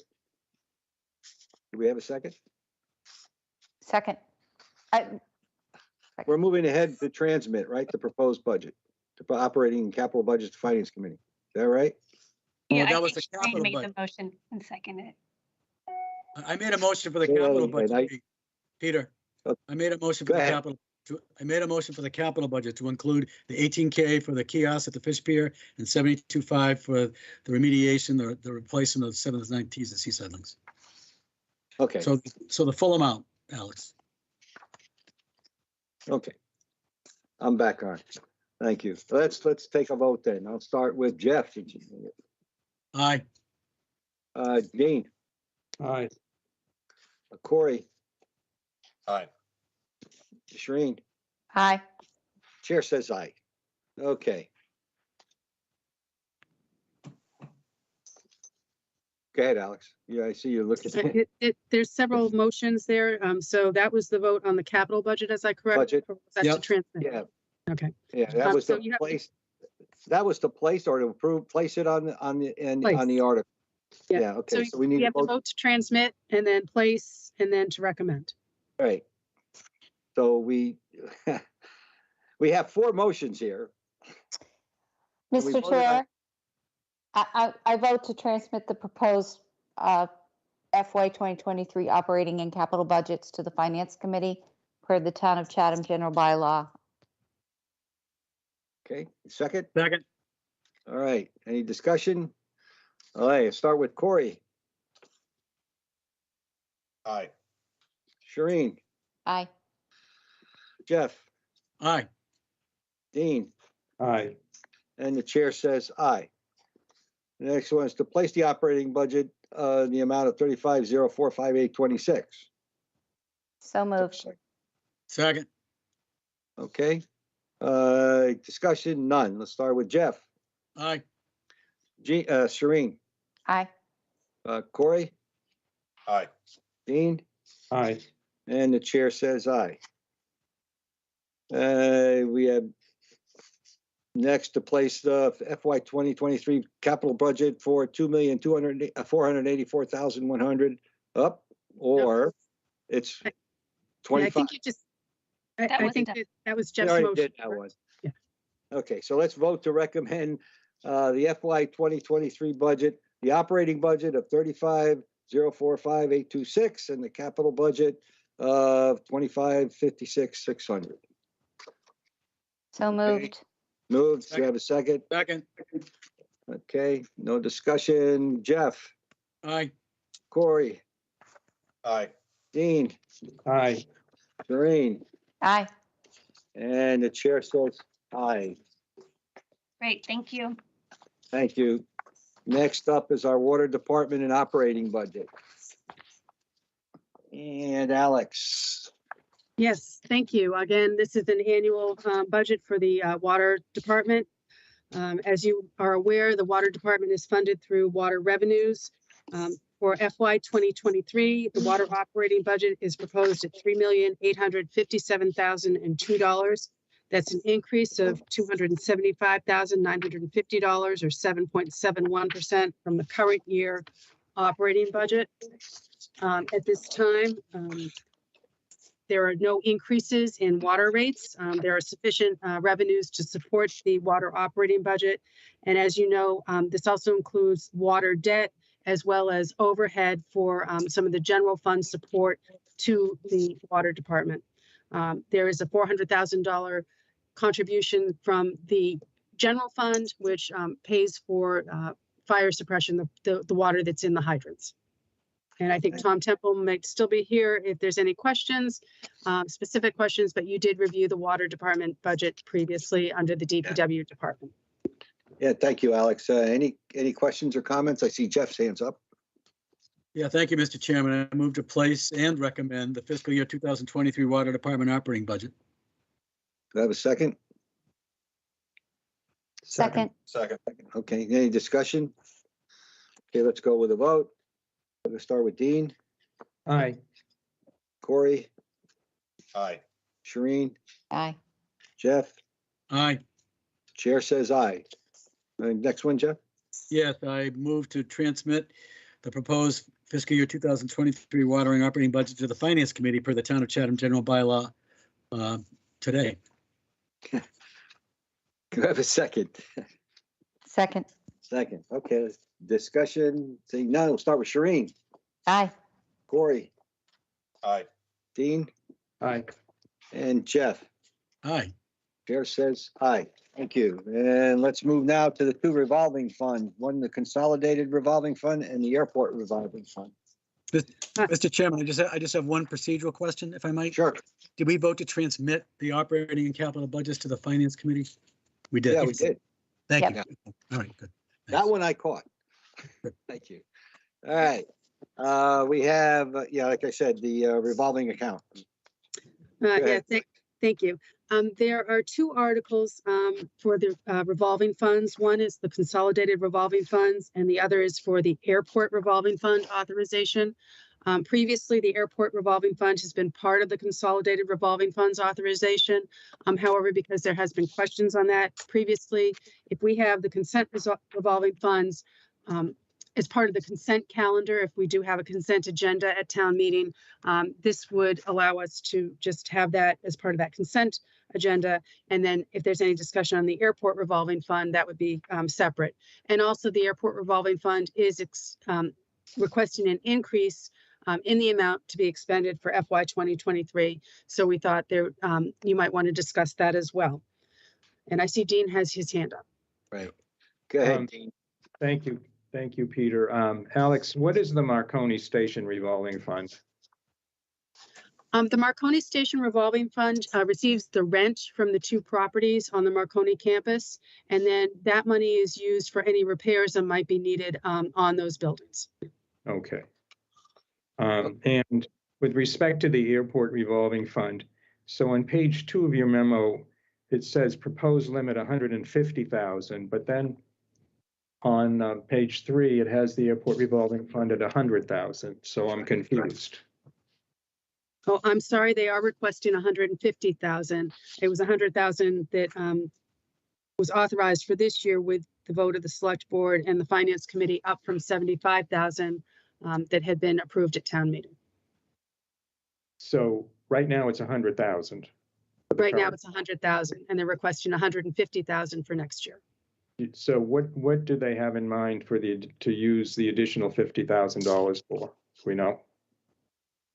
It's my understanding that they're expecting more revenue to come in from the rental of the T hangars, and they're looking to use the revolving fund as matching funds that might be necessary for some of the improvements at the airport. Okay, thank you. Okay, yeah, Dean, part of their increase this past time that we voted on, it's really a double of that. They did this one for half the year. So anyway, Corey, go ahead. Okay. Just to follow up on that for clarification, the $50,000 is for an anticipated project match project, yet the revolving fund is meant to be used to offset or supplement operating budgets. I'm not trying to split hairs with that, but is that is that procedurally allowed? The revolving fund can be used for any anything that would support the airport operations. And so if that's matching grant, if it's funds for a matching grant, that could be used for that purpose rather than putting it on the tax rate. And it's allowable under the statute. Okay. I know we're going to be having a discussion probably another week or two about the cleanup of the fisherman storage area. How does that play into that? Where's that money coming from? Or am I too early in that conversation? Because I know that's on our agenda in the next couple of weeks. Okay. Yeah. Well, again, that's not for discussion tonight, but we did identify, believe that Dr. Duncanson identified a source of funds for at least the initial part of that. And we're looking to discuss that in more detail. And I'm sorry, I don't have that in front of me right now. No, okay. So a little mixed on this one, to be honest with you. Thank you. Okay, any other questions or comments? All right, let's put it to a vote then. And it's, the vote is to place the articles for the Consolidated Revolving Fund, the Airport Revolving Fund on the town meeting warrant. So moved. We have a second? Anybody, I didn't see a second. Somebody nod ahead. So I don't have a second? I'll second it. There's a hand up. I'll second. Yeah, that's, okay. Okay, so, That's so that's a public request. They could have had a comment at the time. Go ahead, Jeff. yeah, I'm scratching my head a little bit. I thought it was 100K, not 150K, to be honest with you. Yeah. That's what I thought. That's what I thought we talked about. Fully supportive of the, of the airport, this Huntley, fully supportive of the airport. But what I remember our last discussion, to Corey's earlier point, it was 100K, I thought. That's what I thought. That's what we approved to the end of this year. End of this year, okay. I see the airport commissioner on. Okay, so now, okay, that'll be, all right, thanks. Yeah. Okay. Huntley. Good evening, everybody. Just maybe I can help clarify things. Yes, the increase to 100,000 was for FY22. The increase to 150,000 is for FY23. 50,000 of that is for normal revolving fund expenses.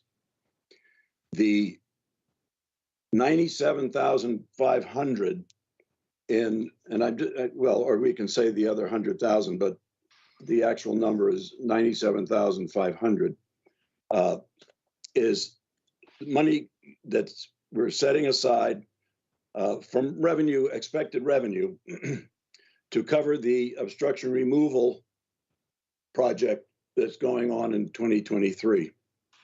And we felt that we could take that money from the revolving fund as long as the cap went up to the 150. So that 100 of that is for the obstruction removal project, which is non-reimbursable by the federal government nor MassDOT.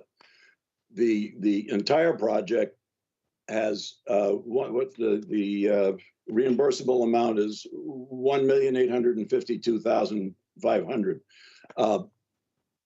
And the local share is the 97,005. Those are maximum numbers. We're hoping that it'll be way under that, but we have to set aside as a contingency the 97.5 as proposed in the capital improvement plan for the airport for FY23. And I'll take any questions if you have them. Jeff, your hand's up. I don't know if you. Yeah, no, that's helpful. Thank you, Huntley. Now I understand. Thank you. I didn't before. Okay, thank you. Anyone else? Any other questions? Okay. Well, I thank you for your support, hopefully. Okay, Huntley. So I have a motion to place the two articles, Consolidated Revolving Fund and Airport Revolving Fund, on the warrant. Do I have a second? Yeah, I seconded it before, Pete. Okay, that's correct. Any comments? Any other comments? Bring it to a vote. Let me start with Shireen. Aye. Corey. Aye. Dean. Aye. And the chair says aye. And we need a vote to recommend. Wait, you didn't ask Jeff. Oh, I'm sorry, Jeff. I'm having a tough time tonight, huh? And the chair says aye. Apologize for that. All right, now you need a vote to recommend. So moved. Second. Okay, take a vote. Jeff. Aye. Dean. Aye. Corey. Aye. And the chair says aye. Okay, let's now move to a new one, expendable trust fund for retirement. Peter, I say aye as well. Oh, man. Thank you, Shireen. That's okay. Let me do one thing. Take a deep breath. Yep. I'm gonna start again. All right. Okay, Okay, moving we'll move on. ahead. Yeah, we have in your packet what is called the Expendable Trust for Retirement. And I just want to clarify that this is not anything to do with OPEB. So it's not no other post-employment benefits. It has nothing to do with funding the Barnstable County Retirement Association for employees. What this is sort of a compensated balances account. So we would pay out any earned accrued time off that employees have, which is a contractual obligation for the town to pay upon separation of service. Most of this is for accrued vacation time. For legacy employees, we have accrued sick time at 25% of accrued sick time is paid out. However, for new employees, we've capped that at a 0% payout, as we've talked to the board before previously, and all collective bargaining units have agreed to that. So again, we do have a current, and this is why I called it retirement trust, because there is a current account on the books right now that has 45 cents in it, and has been on the books since I arrived in town 12 years ago, and never knew what it was for. I've tried to research it to see when it was set up, but this is an allowable use under Mass General Law to have an account for future payment of accrued liabilities for compensated absences due to employee upon termination of employment. So we're looking to fund this at $95,000 for this first year. And that would, knowing that we're going to have some retirements in the upcoming years. As you know, we just had a long-term employee, Dan Tobin, retire, who had quite a bit of time on the books. I think he used as much as he could prior, but again, if somebody retires towards the end of the fiscal year, it could put the town in the unfortunate position of having a deficit in an account and having to try to fund that by cutting budgets at the end of the fiscal year. So we thought that this was a very prudent thing to do, to have this balance, and it would carry forward from year to year. So if it's not used in one year, the funds would stay there. If it is used, then we could look to fund it at a lesser amount in future years. And I'm happy to answer any questions. And I see Jill is here as well. Yeah, Alex, remind me, how much can you carry over? I imagine it's part of the union agreements with employees. Yeah, we were successful in allowing employees to carry over. We've cut it back to 10 days. Previously, it was quite larger than that. So again, we're trying to cut down on some of these large payouts, as well as encourage employees to use time off and to take time off, because everyone should enjoy their time that they've earned. Yeah, that's a good point. That's something that, I've been out of it for a while, but back, over the years, a number of private industries have done exactly that, mainly to ensure that people take time off. Jeff, your hand's up. Yeah, thank you, Peter, and thank you, Alex. So I think you answered my question I'm going to have, but when we don't accrue this as we go along in anticipation, because number one, we don't know who's going to retire and when. Is that basically it? And so, correct. And if we got a whole bunch of folks retiring, and we didn't have enough in the general accounts, if you will, we'd have to overexpend, and then we'd have to find the money somewhere else. And this gives us, if you will, a buffer or a hedge for a lot of retirements all at once in any given year. Correct. Okay. But we have survived up until now without it. We had some retirements that were difficult to fund, specifically in one of my first couple of years when I came to the town. So, this is a good thing to do, because we see it as we don't want to have to run into, pleading to the Department of Revenue that we had a deficit for some reason, which is illegal. We can't have a deficit. We would have to slash budgets at the very end of the year to make this difference up, or call a special town meeting and transfer from the stabilization fund. Or from free cash or stabilization fund. You're going to fund it from free cash. We're funding this from free cash. Yeah, no use of the stabilization fund. I'm just saying that that would be a worst case scenario. Thanks. Okay, any other comments or questions? Jill. Thanks. Thank you, Mr. Chair. I just wanted to note, so the payments and the payouts have come from the department or division budgets. We don't have a centralized account, and this is what would be created. And also, we don't always get an advanced notification, although every budget cycle, Alex and I, we talk to the department heads and HR to try to anticipate any retirements, but it's up to the employee to make that decision. So not all of it, or not all retirements are actually planned and known retirements. Thank you. Okay. So let's move ahead with the budget. Place the article of $95,000 into the retirement trust fund. Place it on the warrant. Do I have a motion? So moved. Second? Second. Second, any discussion? Okay, let's take a vote. Start with Shereen, Aye. Corey, Aye. Jeff, Aye. and Dean. Aye. And Chair says aye, and now we need a motion to recommend. I move to recommend, Mr. Chairman. Second. Okay, we have a second. Let's take a vote. Shereen, Aye. Corey, Aye. Dean, Aye. Jeff. Aye. The chair says aye. Okay, next one is Board of Health Nuisance Remediation Fund. This is also a new one. Go ahead, Alex.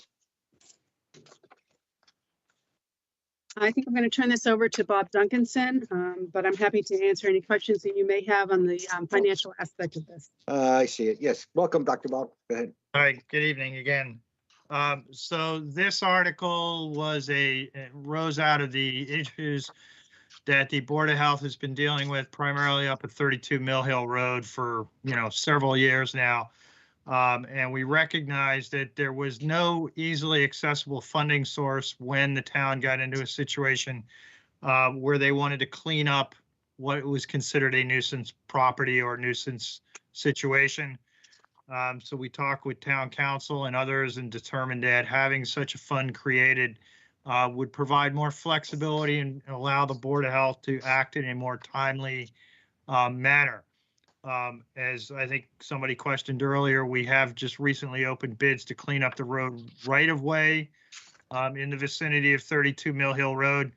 That is going to be a $28,000 project. We are looking, Alex, the finance director, and I believe we have identified a funding source for that, by getting a little creative.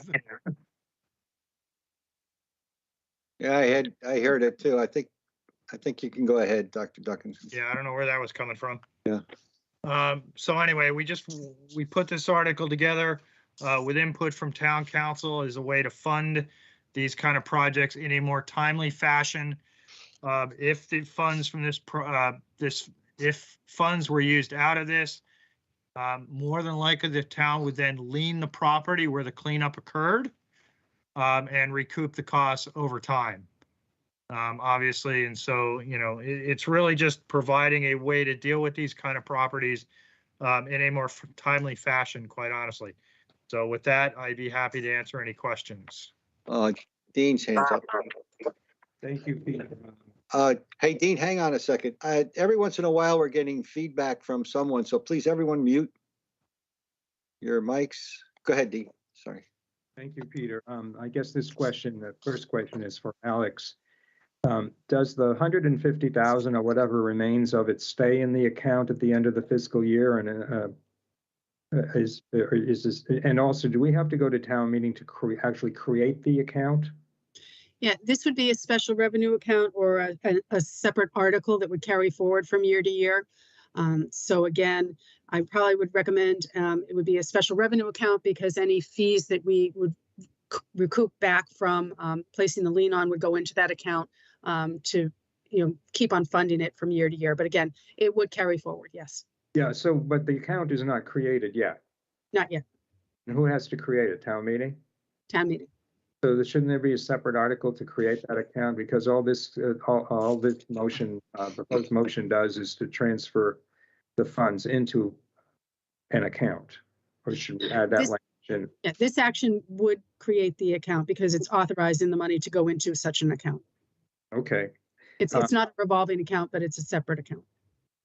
Do any funds that are recoverable go into this account, go back into this account, or they have to be appropriated back into the account by town meeting in the future?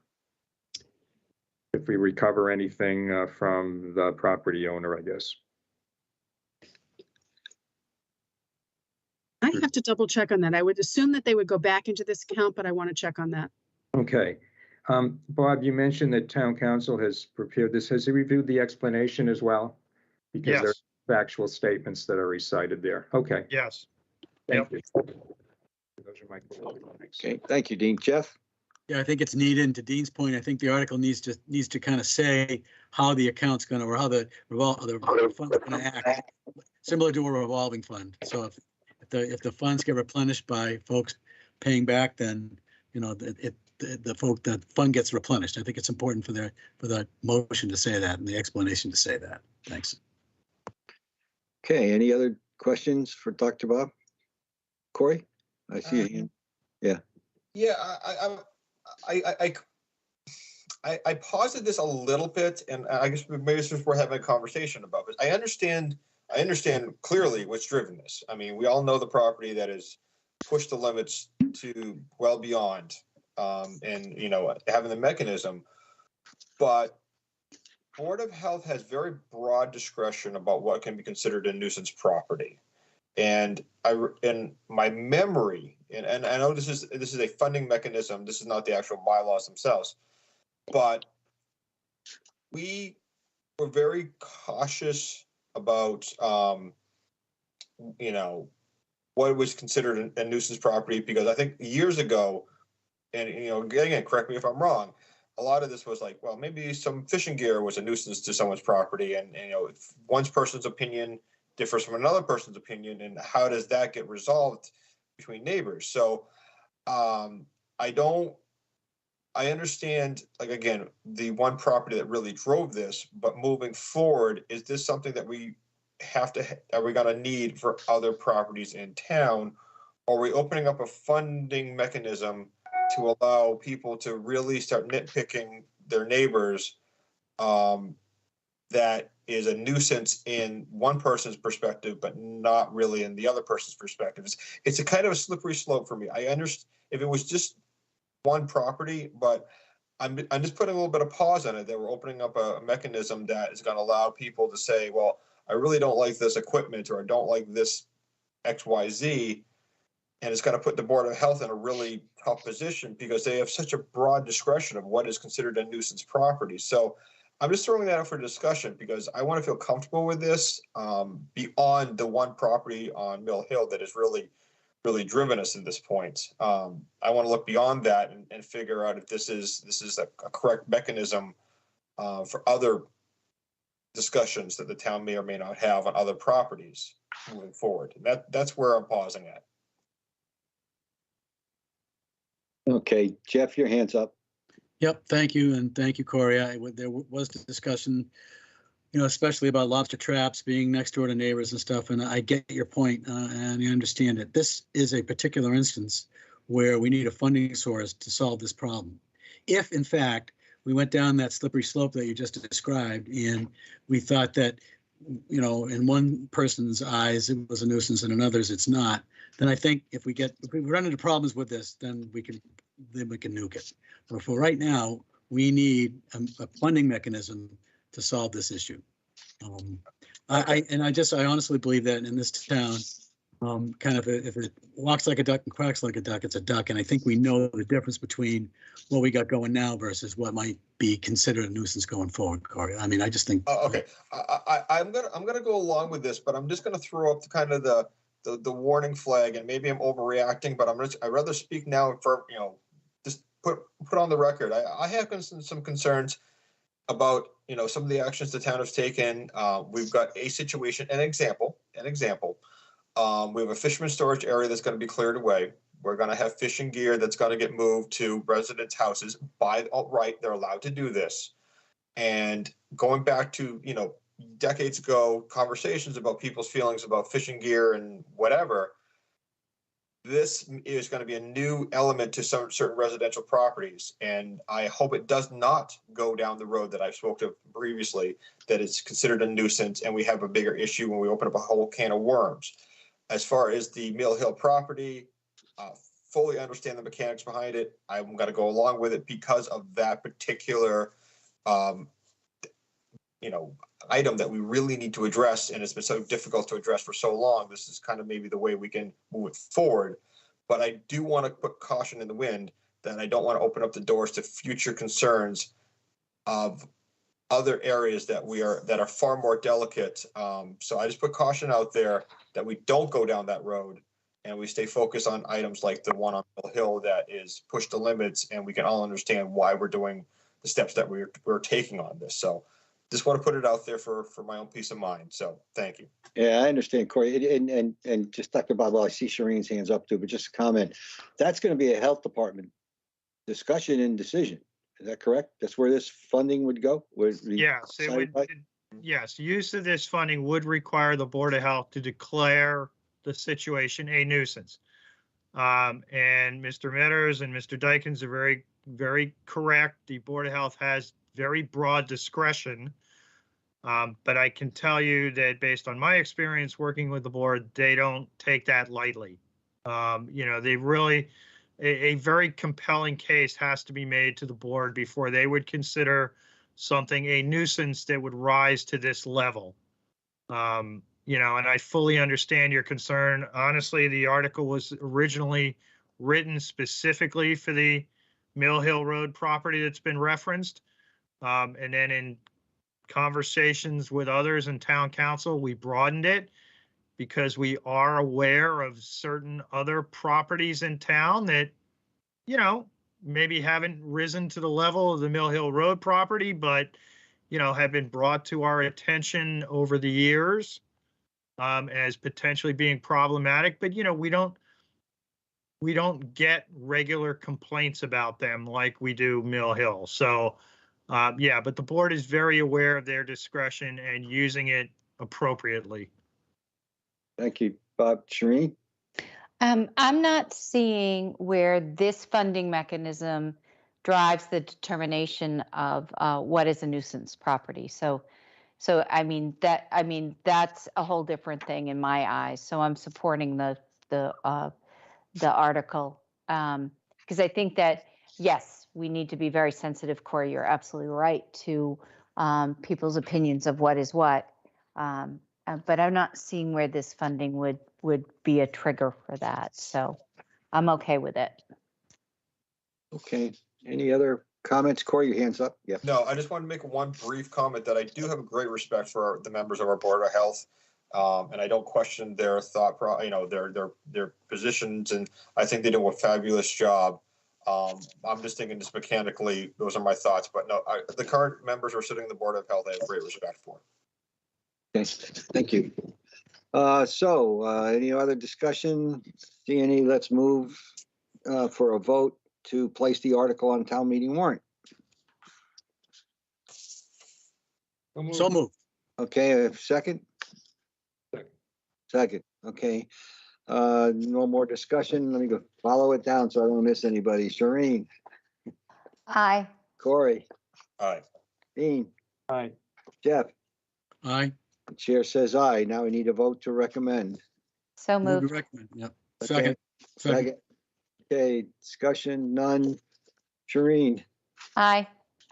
Corey? Aye. Dean? Aye. Jeff? Aye. And the chair says aye. Thank you, Dr. Duncanson. Okay, thank you. All right, I might mention, both of those were funded out of free cash. So we now move over to our water resources restoration plan. Okay, so that one's me That's again. yours too. Yep, that's me again. Over 10 years ago, the towns on the Cape worked with the U.S. Department of Agriculture through the Natural Resource Conservation Service and putting together what's known as the Cape Cod Water Resource Restoration Project. And it was originally federally funded to the tune of $10 million. And it basically provided funding to undertake projects on Cape Cod in three main areas: shellfish bed restorations, wetlands restoration projects, as well as fish passages. So restoring fish runs, basically. And the project was very successful with a number of projects undertaken throughout the Cape. Over the last 10 years, we've been working with the Natural Resource Conservation Service and the Cape Cod Conservation District to try to get that program refunded at the federal level, because it's part of a nationwide federal program. And it's, there's been fits and starts as the federal budget gets done each year as to whether or not there's any federal funding available. So recently, we've been working with the folks at the Conservation District and others, and it's looking pretty promising that we are going to be getting additional federal funding for the program, primarily coming out of the federal ARPA program. And so we've worked with the Conservation District and others to update the plan, because obviously when we did the plan over 10 years ago, there was, over 100 projects Cape-wide. Some of those were funded in the initial federal money. Some of those the towns have chipped away at individually with their own funding in the intervening 10 years. So recently we worked with the Conservation District. We updated the list of projects, and Chatham currently has 3 to 4 projects listed on that program that would be potentially funded over the next basically 4 years through 2025, to the tune of over, as indicated, to the tune of over $3.2 million. This funding requires a 25% local match. And so we are asking through this article for $850,000, which would provide the 25% match from now through 2025 to fund these projects. A number of the projects are already underway with engineering money being provided from other sources, namely MassDOT, because a couple of the projects that are on our priority list do involve Route 28, and they're projects that we've been trying to get MassDOT to deal with for a number of years now, and it looks like they're finally stepping up to the plate. Just quickly, the projects that we currently have in the queue are redoing the fish run under Route 28 that goes from Riders Cove into Stillwater Pond. It is an undersized culvert. It is a collapsing culvert, and is one we've been trying to get MassDOT to address for a number of years. We also have Route 28 at Frostfish Creek. That is currently a joint project between the Chatham Conservation Foundation, the town, the Mass Department of Ecological Restoration, and MassDOT, and again with the Conservation District involved. And then we have a couple of other smaller shellfish-related projects, including Oliphamit's Lane, where there's a stormwater issue. And we also have Little Mill Pond at Homestead Lane. That's a stormwater issue that we actually tried to get funding for a different project a number of years ago, but we were unsuccessful. The explanation being, well, that shellfish area isn't closed, and we only fund projects in closed shellfish areas. We don't fund projects that would protect a shellfish area from being closed. This project will do that. So that's why we submitted this project to that. So that quickly in a nutshell is what this funding is for. Again, this would come out of free cash and would be basically, it seems like it's a big number, but as we indicated in the memo, it's because these projects are spread over 3 years.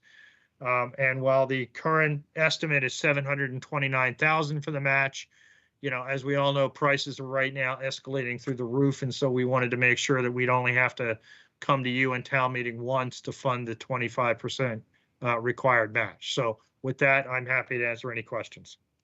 Anybody have any questions? The only comment I think I would have is, if we didn't do this, you'd be coming back to us for every project at any particular time. Right. Yeah. Okay. Anyone else? Okay. Let's move ahead. And do I have a motion? Mr. Chair, I vote to place the article on the town meeting warrant, Cape Cod Water Resource Restoration Project, $850,000. Okay, do you have a second? Second. Second. Second. Discussion, don't see any. Okay, Shereen, Aye. Corey, Aye. Dean, Aye. Jeff. Aye. Chair says aye, and we need a motion to recommend. Vote to recommend Cape Cod Water Resource Restoration Project. Second. Second, okay, discussion, none. Shereen, Aye. Corey, Aye. Dean, Aye. Jeff. Aye. Chair says aye. Thank you, Dr. Duncanson. Another Thank A you. number of these black going through now have come out of free cash, which is, I think, is a good use of our free cash. We now move to the fun one. Consider hotel motel occupancy tax increase from 4% to 6%. Welcome back, Alex. Thank you, Mr. Chair. Yes, on your agenda, and we've discussed this, we brought it up at the budget summit back in October and again in November. We talked about the room occupancy tax and the option that the board and town meeting has to recommend an increase from 4% either to 5% or to 6%, which is the maximum local share that's allowed under Mass General Law. And just to point out, I've listed in your agenda report that Chatham is currently at 4%, Falmouth is at 5%, Harwich is at 4%. However, they voted to increase to 6% beginning on January 1st, 2023. And Sandwich is at 4%, and all the other towns have increased their local share to the 6% as allowed by law. Also in your agenda report, and I do have a slide on this, if you'd like to see that, I've sort of said what the agenda, what the additional revenue will mean. So I'm going to share my screen, and that way I can just go back and forth. Sure. All right, can we see the room occupancy tax? Right. All right, so let's see, I'll do a slideshow from current slide. There we go. Okay, so again, this is under Mass General Law, Chapter 64, Section 3A. It's a local option. Town meeting vote is the only requirement, and it's a majority vote, not 2/3. You can impose a local tax of up to 6%. Chatham adopted the 4% effective back in 1988.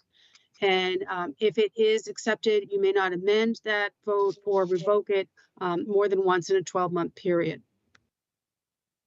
And here is the room occupancy tax for FY 2020, when we didn't know what the breakout was between traditional lodging and short-term rental. However, that brought in $1,688,131 for FY 2020.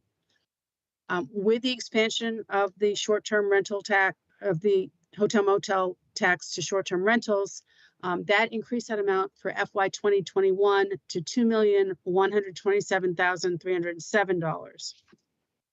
For FY 2022, so far to date, we've received $3,201,070. And then just to put that in perspective, 1% increase would equate to $800,268, and 2% would be $1.6 million that could be generated in revenue for the town. So that is, again, the numbers, 1% or 2%. If the board would want to present a article to town meeting to increase this. And then for another discussion is if we are to increase the revenue, would you want to segregate that additional revenue or have it close to the general fund?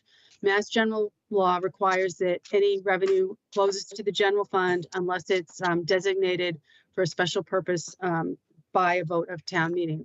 So that would be either receipts reserved for appropriation account, where town meeting would vote to transfer funds, or a trust fund, which would be under the control of the trustees, guided by the trust documents for the appropriate use of those funds. And I mentioned these as we've talked about, again, affordable, attainable housing as a priority of the board. But we've also talked about other items that might come up in the future. which could either be a receipts reserve for appropriation account or just fund through the general fund as needs might change in the future. And I think I've written that all up in your agenda report. So I'm going to stop sharing my screen now. And I'm happy to answer any questions. And I see Corey's hand is up. Okay. Right. Just a quick question. I mean, I'm never thrilled about raising taxes, but this is something that's going to put us on par with other communities. So I'm accepting the inevitable to happen. Can you just talk a little bit about the effective date that Harwich put in place of 1/1/23?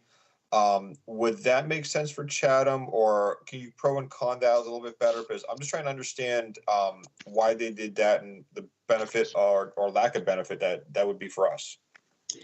Yeah, I think the best practice is to recommend a date that is not soon after town meeting.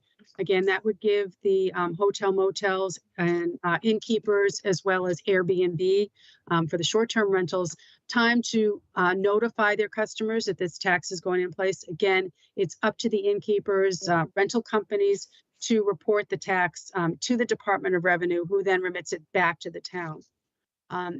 Again, with the short-term rental tax, there was a lot of confusion about how that was going to come into effect, and people were scrambling because that did take effect rather quickly.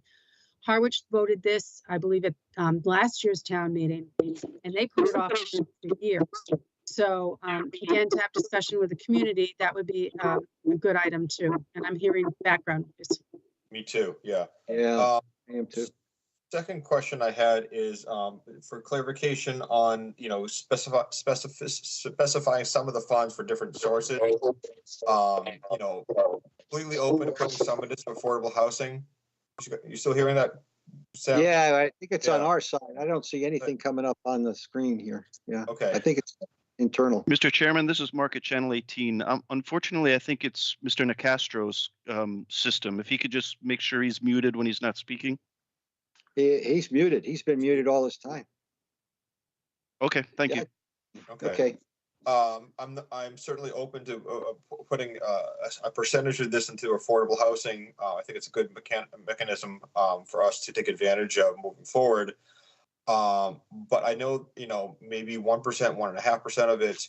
I know there's other items that have been thrown out there. I think this, the elementary school, that might warrant 0.5% or 8. I don't want to throw numbers around because I think that, how we utilize that money is going to be a slightly broader discussion that I'm not sure we're going to come to complete consensus tonight. But I guess raising it from 4 to 6%, I'm accepting.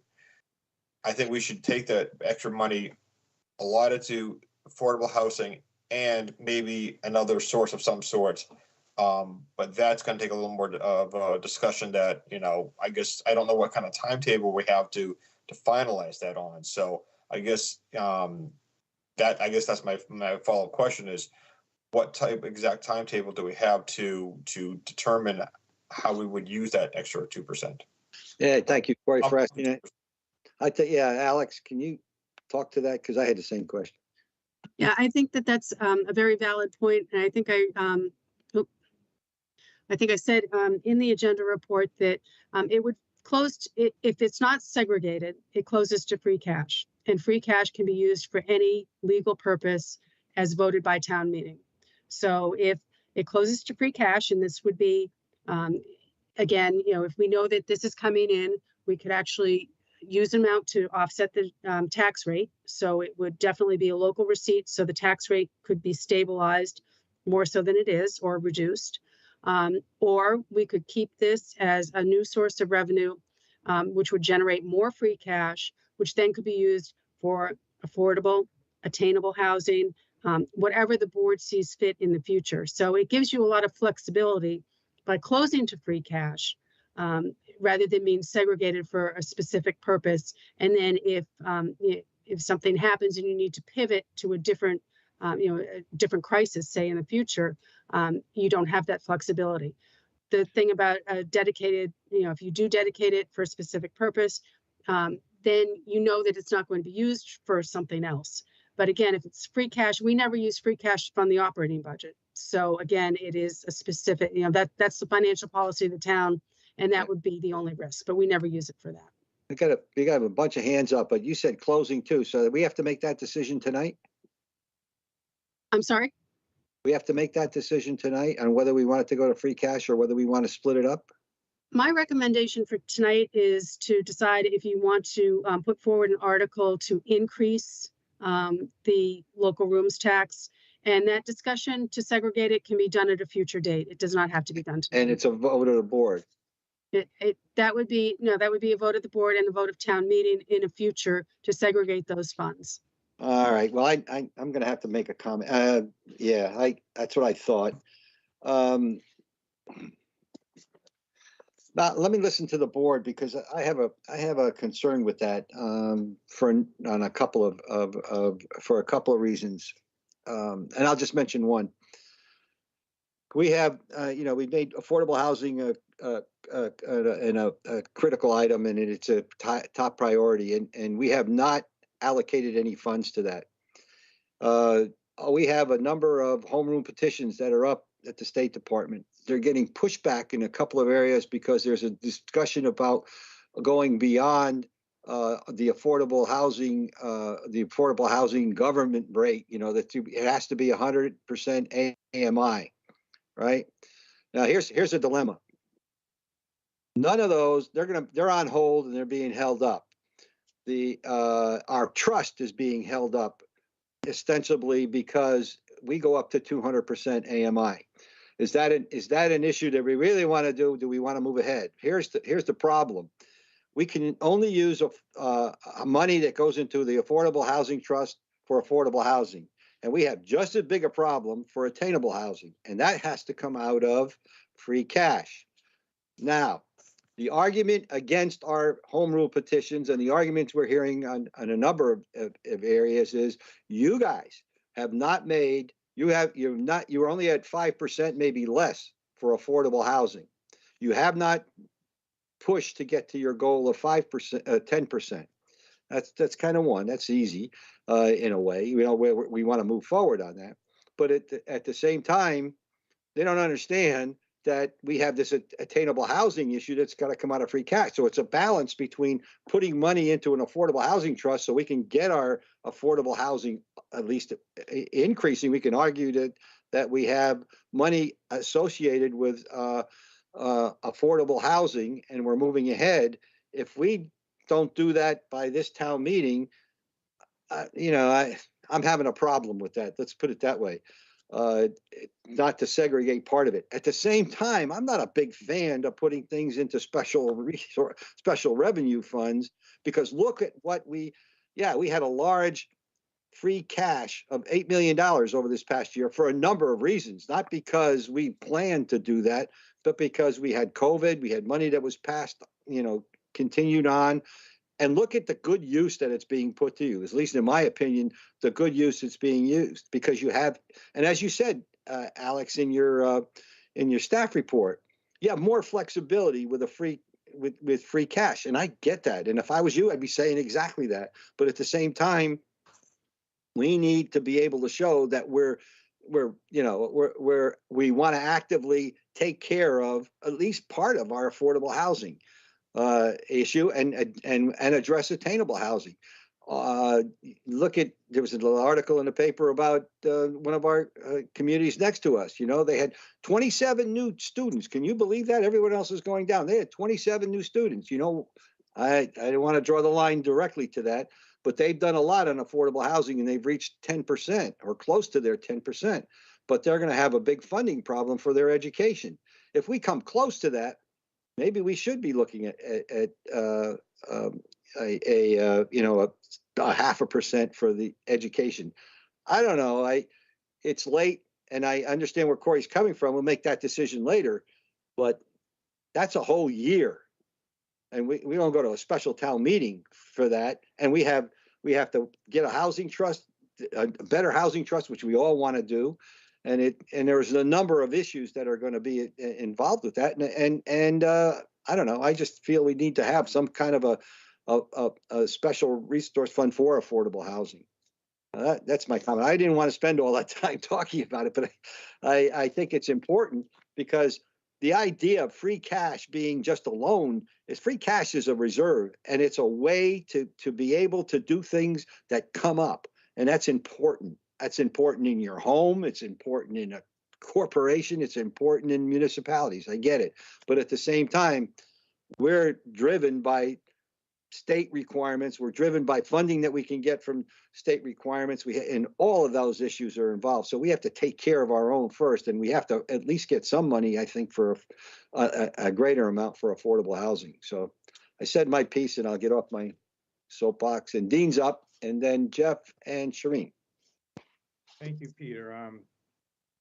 I appreciate what you just said about attainable housing and the 200%. And when this board is being asked, I think next week or the week after, to submit refiles of the petition articles, the home rule petition articles to the legislature, we may want to consider redefining the definition of attainable housing so that it's not a full 200%. If that's a problem up on the Hill, I don't know. Alex, I wanted to ask you just to confirm. So if we bump this up a point or two to 5 or 6%, the monies that come in that are not, if they're not designated to a special account and they're unused, that goes to free cash at the end of the year? That's correct. And under our fiscal policies, free cash cannot be used for operating expenses. Correct. And the Finance Committee has consistently been telling us for the last couple of years, we have too big of a free cash account. Is that right? A point that I disagree with them I know you do. every single time. Yeah. So do I. Well, I think the elephant in the room is the Harwich money that came in. That you take that out and we find some use for it. That argument somewhat. As you know, Corey mentioned that the concern about not raising taxes. Well, this tax is already in place, and it's being paid essentially by visitors to the town. It's not being paid by the taxpayers of the town. And almost every other community on the Cape is up to 6%.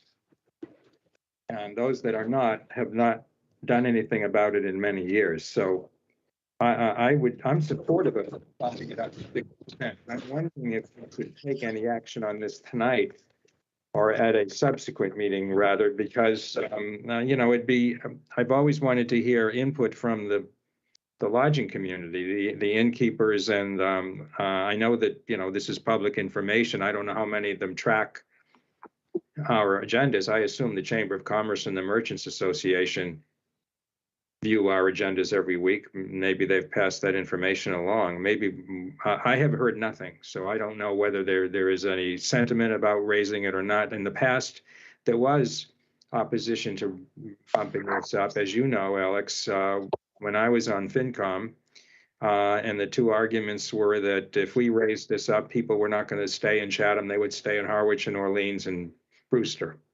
And that the town should not on its own do it, see what happens in other towns. Well, this legislature passed a law of general applicability, so everybody can do this now. So I don't know whether there's any sentiment to deferring this for another week or not.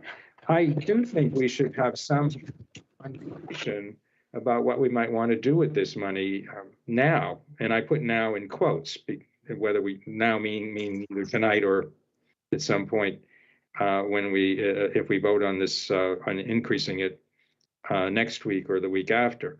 I personally have suggested, and others have talked about it tonight, going up the full 2%, taking 1% and use that for housing. And I think it probably makes sense to apply it to attainable housing, since we can't use CPC monies unless they pass that bill up in the legislature for attainable housing.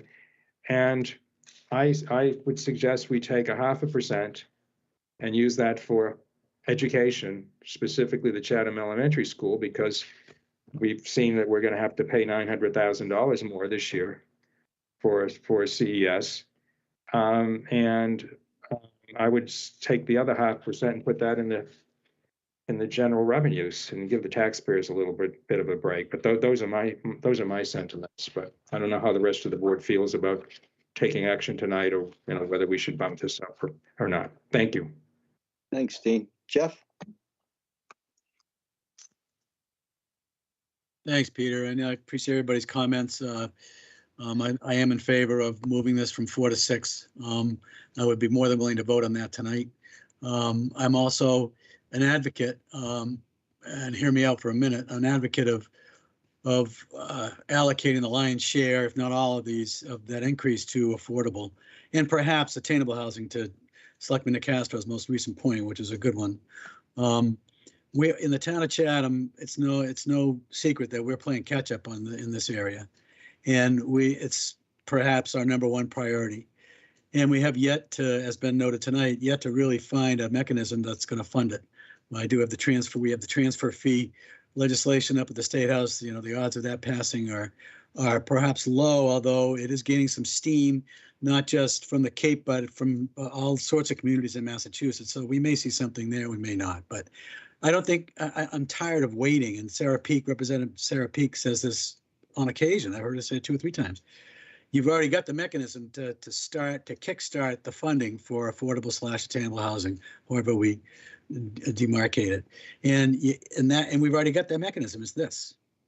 Instead of waiting for a transfer fee and and hoping that the home rule petitions as submitted and/or as modified going forward actually pass and we get some relief via that. So, if you want to continue the discussion, that's fine with me. But I would be in favor of the lion's share. I'd go 1.5 or 2 for affordable and attainable housing, because we're going to need a lot of money to get stuff done, and we are playing catch up in this town, guys. We just are. But anyway. Those are my thoughts. I get the Chatham elementary school funding, and I don't think, I don't like new taxes either. But this one, the cat's out of the bag on this one. It's time we implement it. Time we collect the money, and time we put it to good use. And again, I think our highest priority is affordable and attainable housing. Thanks. Thank you, Dean. Shereen? I'm going to agree with both Dean and Jeff on this. And, I think that we do need to be cautious that there maybe a portion of it needs to be retained for perhaps just put in free cash and left there. I think that coastal resiliency is going to be an issue for us going down the road. And I think we're going to have some problems there. But I think one of the things that we need to do is we need to go to town meeting with a purpose for why we're raising this fee, and not just raising the fee with maybe this is an idea. So I think tonight, it'd be really great to, I'm in favor of the 2%. I think tonight, if we move forward with that, and then perhaps vet this out a little bit more with where we want the money to go. As long as we do it before we go to town meeting, and we have a good message, I think it would be great. Okay, thank you. Corey, go ahead. No. This is some, I definitely want to have a discussion on how we allot that 1.5, 2%, whatever amount we raise it to, sooner rather than later. I want it queued up for this town meeting. I don't want to wait a year. Affordable, attainable housing. I do think the school deserves some consideration, and maybe there's other areas that people are going to bring forth that we need to weigh in on. So I could not take that tonight, week, 2 weeks, 3 weeks, whatever. But before this town meeting, I'd like to have that discussion.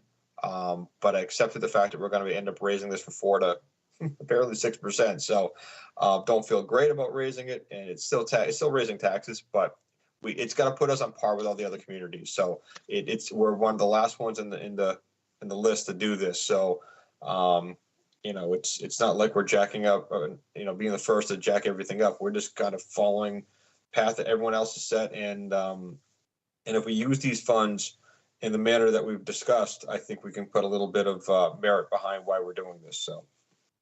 Okay, thank you, Corey. I get a consensus, not a consensus, a feel, I guess, from the board that we should kind of delay this and put it on another agenda. And Jill, let me ask, I know we're going to be talking agendas. We have full agenda, extra meetings, and that's no reason. This is important. What do you think? So I think that we're going to have to fine tune the article and the motion for the warrant. So I would suggest that we schedule it, on or before the 22nd. I know you're having a special meeting on the 17th Right. to go over CPC items. So, so probably later. It looks like the meeting on March 15th is very full. It's the zoning bylaw amendments and a lot to it. So, maybe this is something that goes on the 22nd, if not the special meeting on the 17th. Okay, thank you. Do I have anybody have let's see, I see hands up. Shireen and Shireen and Jeff. Peter, no, I forgot to take my hand down. Sorry. Okay, Jeff, same? Or Yeah, Peter, I'm ready to move the increase from 4 to 6 tonight, and too. I'm ready to move that tonight. And subsequent meeting, we can discuss how we allocate those funds. I think we have plenty of places we'd like to put them. And we've heard very good places tonight. So I'm comfortable recommending an increase to 4 to 6 tonight. that's not an issue on how changing the article at all, right? We still would be able to do that if we agree to go to the 6% tonight. Is that true, Jill or Yeah, Alex? Yeah. The first action is for you to Yeah. vote to increase it. How you decide to allocate the funds, if you feel it's compelling to put into the warrant article motion or the explanation, we'll get it to you before on March 22nd. If you feel that you want to implement this first and wait a year and that would satisfy town meeting, that's something that we can discuss again by the 22nd. Yeah, good. Thank you. So let's have a motion to, as listed here, to increase it. And we need a date specific. We didn't talk about that. Would it be the beginning of next year, or we can wait a year and a half? We can go 23, or Dean, your hand's up. I'm sorry. Yeah, well, my hand was up on the issue of the article because my sense is we're being asked tonight to vote to place and recommend an article that bumps this from 4 to 6%. So if I'm hearing Jill correctly, Jill, you would be coming back to us sometime between now and the 22nd with a second article to designate, or an amended article. Well, how would that work? Yeah, Alex is shaking her head. So it looks like we would need to establish that receipts reserved for appropriation fund. Alex, that's the second item. Otherwise, this would end up going to free cash. So we could vote on the increase tonight. yes. Yes. Okay. I'm okay with that. And that seems to be the sentiment of some other members of the board. Is what the other trying to remember what your point. Yeah, was. the other question is, when does it start?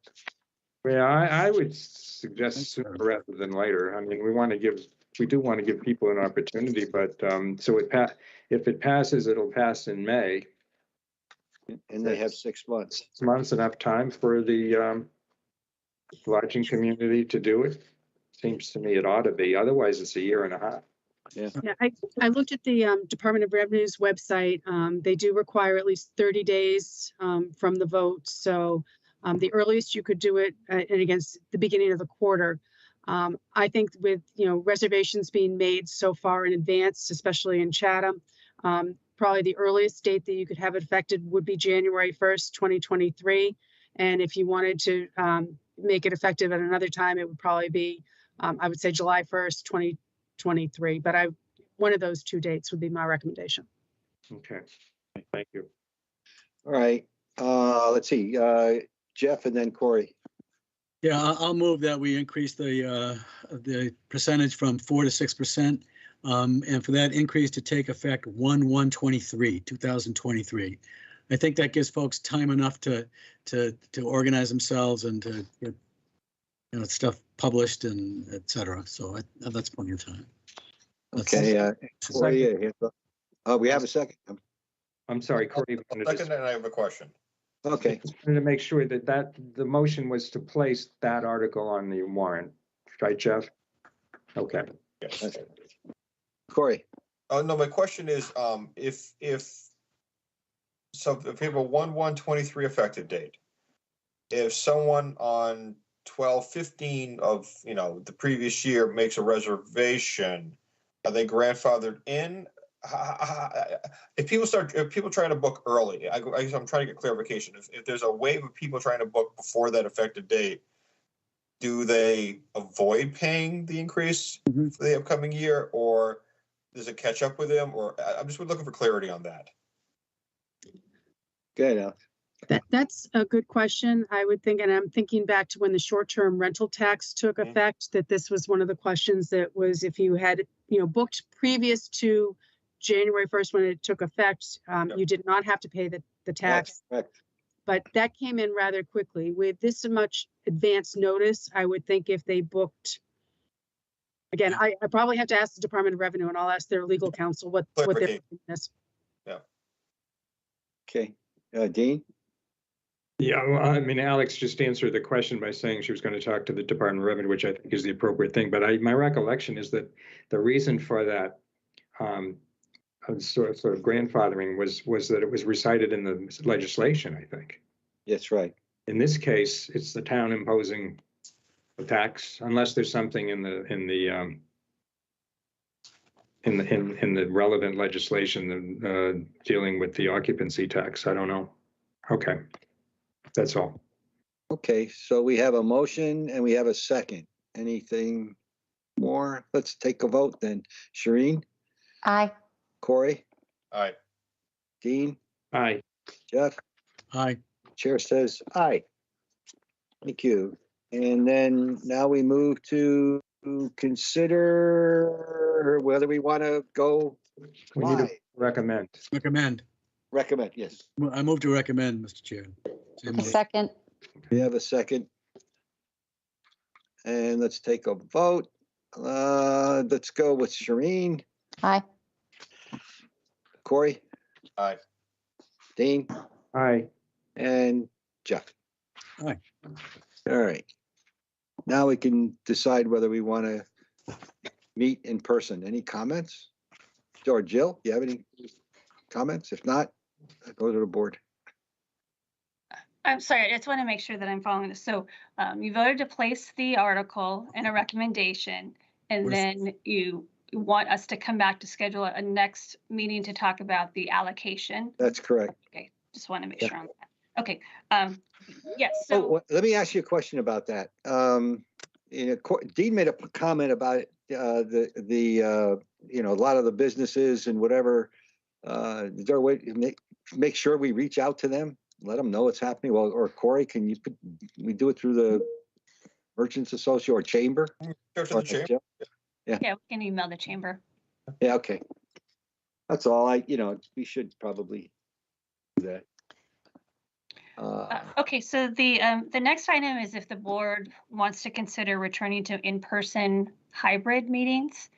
And as we heard tonight, the cases are going down, and so so staff is inquiring as well as what the directive will be if you want to return to in-person, and I keep saying / hybrid meetings because I think that's appropriate, especially with staff who has to, rather than stay, at the office all day, they can participate remotely for the evening meeting. So if that's something you want to consider, when would you want to consider that? And would you want to give a directive out to other boards and commissions? Previously, we've left that up to the chairs to decide whether they want to be in person or hybrid or fully remote. And we're allowed to do this because the governor's waived the in-quorum requirement per the open meeting law until July 15, 2022. So there still can be a combination of how to conduct a meeting. Okay, Corey has his hand up. If we go back to in person, do you think we'll be any shorter in our meetings? No, I'm ready to go back. I'll be honest with you. I'm fine. I'm fine doing this remotely. I like the in-person feel much better. That's just my own personal feeling about it. So I'm ready. I'm ready to go back as soon as possible.